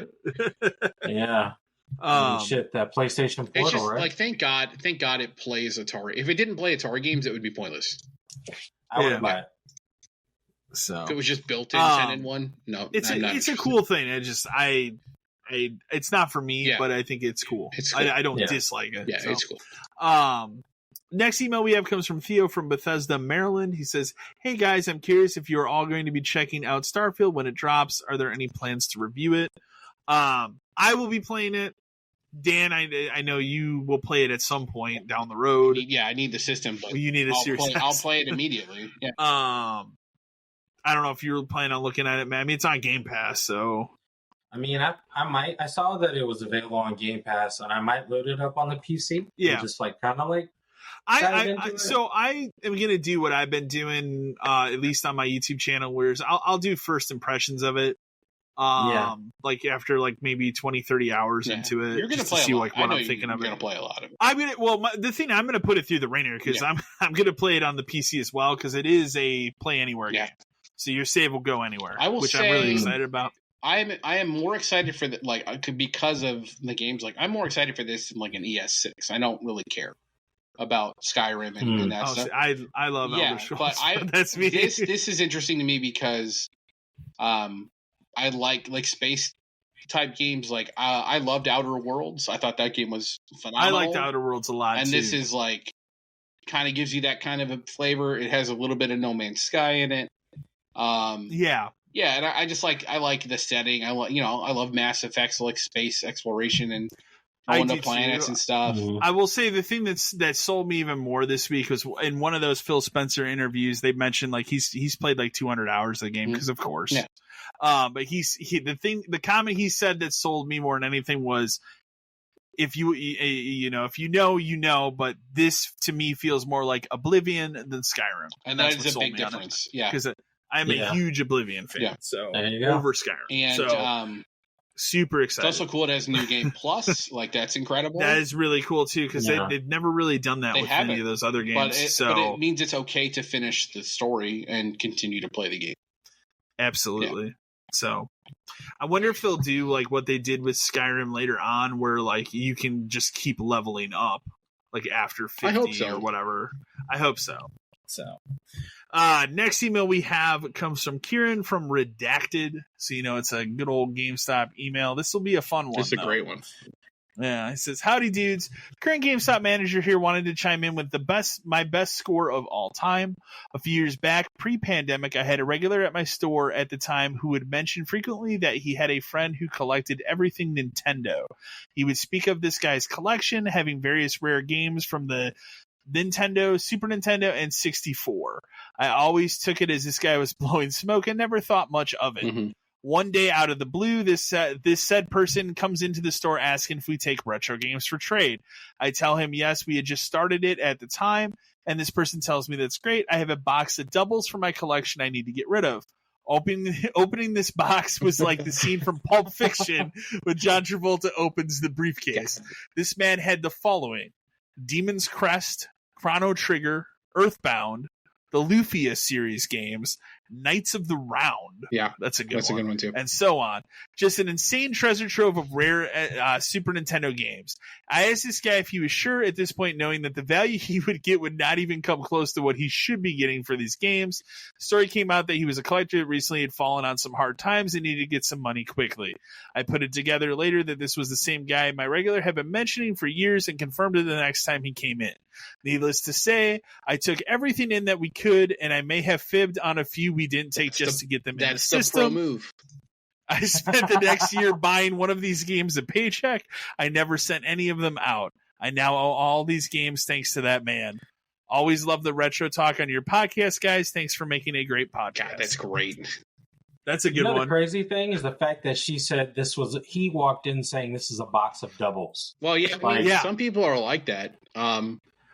But I love it because it goes to that thing we talked about before where it's like, are you sure you want to do this? Yeah, I just need the cash. Okay. But I love the pro move. We've had those situations. Yeah, I love the pro move of like, oh yeah, this definitely is this game, and you take it back and label it as that and put it away, just because you're going to buy it. So it doesn't affect inventory at all. But we've talked about it before. We had that one guy who came in with a boxed Advance and boxed Game Boy Color and all that GameCube stuff that was like pristine. And I even tried to tell the guy, like, are you sure? Yeah, it's fine. Okay. Yeah. We took literally everything, and over time just bought it piece by piece by piece. And it was like, that's how I have a lot of boxed. Got a lot of good GameCube games out of that one. A lot of really good Cube stuff, a lot of really good Advanced stuff. Yeah. Love it. Good one. That's a good one. Yep. Love it. Always send those in. Yes. Next email we have comes from Jeremiah from Royal Oak, Michigan. Hey dudes, I was curious how you are all doing after the double loss in wrestling this week. I know you have all talked about how much you enjoy professional wrestling in the past. Terry Funk and Bray Wyatt within a day of each other. That shit is rough. Definitely hard to hear, man. The Bray Wyatt one just destroyed me because when I got that, because you had texted me about it yesterday, and I think I got done with work and I took a nap or something. I woke up and I just saw the text. I was like, what the fuck are you talking about? Like, Bray Wyatt. And then I immediately went to IGN as first news article. Mm-hmm. And it's just, I mean, that dude is my age. Like, it's mind blowing. Well, I mean, so, it's heart attack, just shocking. Heart attack due to like COVID complication, like that is awful. And it comes. From what I read, it sounds like he's had this heart condition since February. Yeah. And then contracted COVID, which led to the heart attack. What happens is like, we're not going to get into this, but like, if you have a pre-existing condition of some kind, getting COVID is just like double for you or triple for you what it should be. It is. And like, sometimes you just don't come back from it. And he didn't. Yeah. And like, that is a huge blow because like, he got let go during the COVID years when they were cutting everybody possible just to keep the company going. And then, they brought it back and they were going to put him in that angle and they did the Uncle Howdy stuff and everybody was getting excited for it. And then he had to get pulled because he got sick. And like, man, it's a bummer. It's a huge bummer. I said it to you before, but like outside of the Undertaker, that's like my girlfriend's other favorite wrestler. So she's just like, what are you talking about? Well, he was so good at like reinventing himself because when you and I started getting back into wrestling, like was right around the time when he was started, kind of the Wyatt family became a thing. Mm-hmm. And because I remember, getting back into it, it's weird when you haven't watched it for a decade at that point. Exactly. That was the same for me. You have to kind of catch up to people, but his stuff was just interesting, like the music and the entrance and the lantern and the so different than everything else. Stuff. So different and weird. He really was more like an old school wrestling guy because he had a weird gimmick that like was just his thing, and they just kind of let him do it. It didn't fit with everybody else that was going on, but it worked. The fact that he was able to then reinvent himself as that Fiend character with like the Mr. Rogers Playhouse thing, to the point that he even fucking made fun of McMahon on that, like how he got away with that. I still don't know to this day, like because it's sold. He had free reign because it's sold. It was insane. So I just what a great run. I think he won the championship 3 times total in WWE. He had 2 and 1, and then he had he won tag titles with Matt Hardy. That's right. The Wyatt family was a huge thing with like him and and obviously Harper's gone too, and Rowan, and that's where like Strowman came in. Yeah, I saw the post from him today. I saw Alexa Bliss did like a really long post on Instagram today about it. Thing with her, which when they were trying to figure out like what to do with her after a certain point, like that's where she fit in. The only thing that ever said was like I felt like sometimes his stories never quite paid off. Like there was always stuff left on the table. But again, I don't think that was his fault. I think that was the McMahon. Yeah, it's brutal. Like that, he was awesome. I was looking forward to him wrestling again, and it's just. It sounded like they were getting ready to bring him back. Maybe not this coming pay-per-view, but the one after, like really soon. And this happened just incredibly. Well, that stuff, the Uncle Howdy stuff, has been in the works for a while, and like his brother and all that stuff, and God, I just remember reading that which is crazy because this week, ironically, they just released his downloadable pack in WWE. Oh, the 2K23 game. Jeez, I didn't know that. The Bray Wyatt pack just came out. It has Bray, Uncle Howdy in it, and like it's kind of creepy the fact that it released and then he passed away. It's weird. I'm happy that they decided they're still going to sell his merch, but all proceeds go to the family, which is great because that stuff will. Obviously, it's going to sell. A lot of it's sold out. Well, the thing is, a lot of it's going to sell now. But like, I would be okay with them continuing to make merch of him if that's going to be the deal. If the deal is like we're going to continue to give it to his family, and then a lot of people were talking like Hall of Fame next year. That might be a little too soon. But is he a Hall of Famer in general? Probably not. Absolutely. Yes and no. Will he? It's difficult. Will he be put in the Hall of Fame? Yes. Well, I think if you give it a couple of... So I was talking to somebody about it today, and I said the main reason I think it hit the most is because he was like the last true gimmicky character. Yeah. that's really in wrestling today. Like, if you look at wrestling right now, 99% of all wrestlers are just the person. Like, it's Kenny Omega is Kenny Omega, Orton. you know, Randy Orton is Randy Orton. Even like Chad Gable is Chad.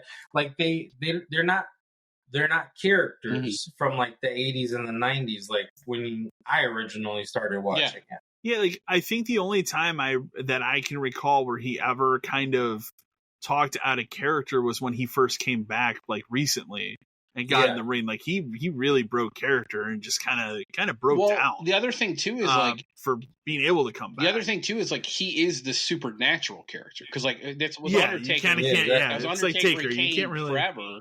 And like you would think that maybe there wasn't a place for someone to, you know, quote unquote take over his Taker and Kane, but he did. Like it all worked. Kind of did, yeah. Like he was the weird supernatural, you know, quote unquote magical type character who the Fiend stuff was good, but like it ran into a problem where, you know, they made him unstoppable. So it kind of was like, how do you book him if there's no point? Then they did that one terrible, not his fault. I'm talking about the red light match, the Mountain Dew Code Red match, cage match, where it's just like this red light was too much. Yeah, they did that. They did the House of Horrors thing, which the Randy Orton could have worked, but it didn't. Yeah, I think my favorite cinematic thing they've done with him was him and John Cena at a couple of I think it was like 3 or 4. It was like 4 or 5 WrestleManias back when, I can't even remember what they called that match. Wasn't it the first Mania during COVID? Where they did like the different eras of John Cena? Yeah. Okay. Yeah, that was very well done. Like that was because they had to think like how to do that. Well, they could pull off because of COVID. They could pull off so they could do something like different stuff with that, and that was really well done. I remember that because they did the different WrestleMania eras. 36 is where that one was. That was a good one. But they could pull off more pre-tape stuff and allow him to do more of his like creative stuff because it didn't have to be live in front of people. It's a real bummer. Like that. It's a huge. It always bummer. sucks to lose somebody that you like, but like in the middle of his career is terrible. He would have easily probably gone for another 20 years, right? Like, longer maybe. Who knows? It really depends. Yeah, who knows? And I mean, it's sad too that we lost Terry Funk this week. Yeah. I mean, this week as well. We've kind of glossed over Terry Funk, but yeah. I mean, realistically though, Funk had an amazing career as well. Like, but I mean, he also had like an amazing life. He did it. Like, he was like 72. He did it all. So I mean, like, it's not him passing away while it was sad, and I hate to see like older wrestlers go in general. Yeah. It's more of a hit because Bray was just so brand new. You know what I'm saying? Current. He's only literally been on the mainstream for about 10 years now, and in that 10 years time frame, he's done so much that's different from what everyone else was trying to do and trying to be. So I mean, it sucks that we had to lose both of them. I mean, I'm definitely going to try to see if I can't catch SmackDown tonight to see what they might have done. I would like to see what they do. Yeah. I'll look on YouTube. A note of it, but I'm going to try to find the highlights and stuff for it. Yeah, for sure.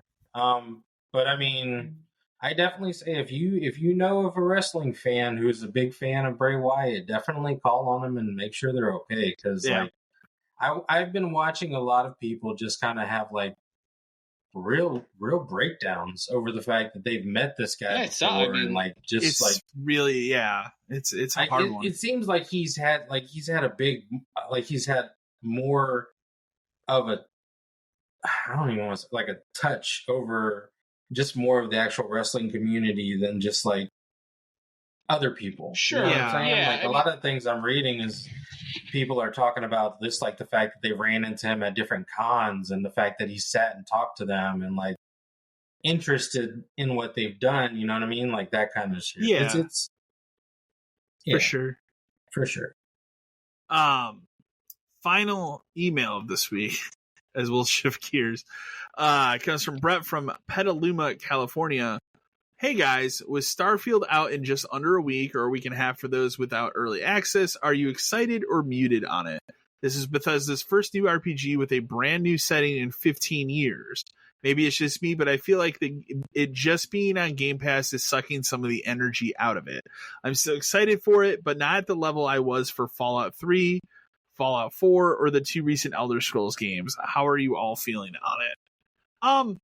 I can see a little bit of that because it is kind of like I'll just play it on Game Pass, feeling of like, it is a weird feeling. And I thought about this more, especially this week as we're getting into September. So now I'm thinking about like, okay, what are the games that I'm actually going to get this fall? What am I going to wait on? It's weird to think like one of the biggest, if not the, outside of maybe Spider-Man, biggest game this fall, Starfield, I don't have to go out and buy the hype at $70. The hype is weird because in the past it would have it'd be on Unreal levels for it being like their main game. It's an established like studio of makers of games you love. I don't feel like it's even out there enough. Like there should be commercials for this game. And there are commercials. I mean, they just put out that live action, but I don't think it's like. Do you remember remember when they took over Fallout and Fallout 3 came out? Mm-hmm. That was still a huge thing. Like people were talking about it. There was that famous commercial with the song or whatever. Like that was a big deal. There was a huge release for that game. There should be hype in stores for this. I don't feel like there's the hype for it. And maybe part of it too is, how many times has this game been delayed? And, it also, unfortunately now it has the baggage of being a game that was purchased, with Bethesda's purchase and now is only on one system and that PC. hurts it too. Yeah, there's a lot of factors. I think. I mean, it's also the first one they've released in a long time that's in the almost pure digital age. Like, because this game was going to be digital only for a lot of people anyway. Even if it was on PS5, a lot of people just buy a digital copy of this game. I think a lot of people too. I mean, the other thing is I don't want to underestimate how many people will buy this on PC just on Steam. A lot of because people. It's going to be massive because people are going to want to mod it. Yeah. Oh yeah. And the Xbox app doesn't really play nice with modding on PC. So, you're going to see crazy mods for this game, right away, and there'll be that aspect of it. But like, it is weird to think that like we're literally a week and a half away from a new Bethesda RPG, like not just a sequel to another one. Like this is their first new and it's not thing. Fallout 76. It's not like we made this game online. Like it is. it is new one of those. Completely new. It's not. Yeah, it's not in any series they've ever. Which for me is what the excitement for me is that it is new. It is different. It's set in space, which I enjoy fantasy setting. I enjoy the space setting. I enjoy Fallout, but of the three, that's my least favorite setting. Yeah. But like space really excites me and there's a potential for this game to be massive when it comes to exploration and stuff. Their plan is this is your game for 5 years while we absolutely. work on ES6. Have they said anything about DLC for this? Not right now, but probably they just want to get this game out the door. Well, they do expansions. They always do. Well, this I would game imagine planets. I imagine you'll get planets. You'll get 1 to 2 like DLCs, maybe like a couple small Skyrim, ones, and then a giant one where it's like new planet, new town, all that kind of stuff. Something like that. So, save this planet from exploding. Yeah, I will agree though. I think being on Game Pass has sucked some of the energy out of it because there's an entire audience that is just going to have a Game Pass. It changes how you talk about and how you market things. Yeah.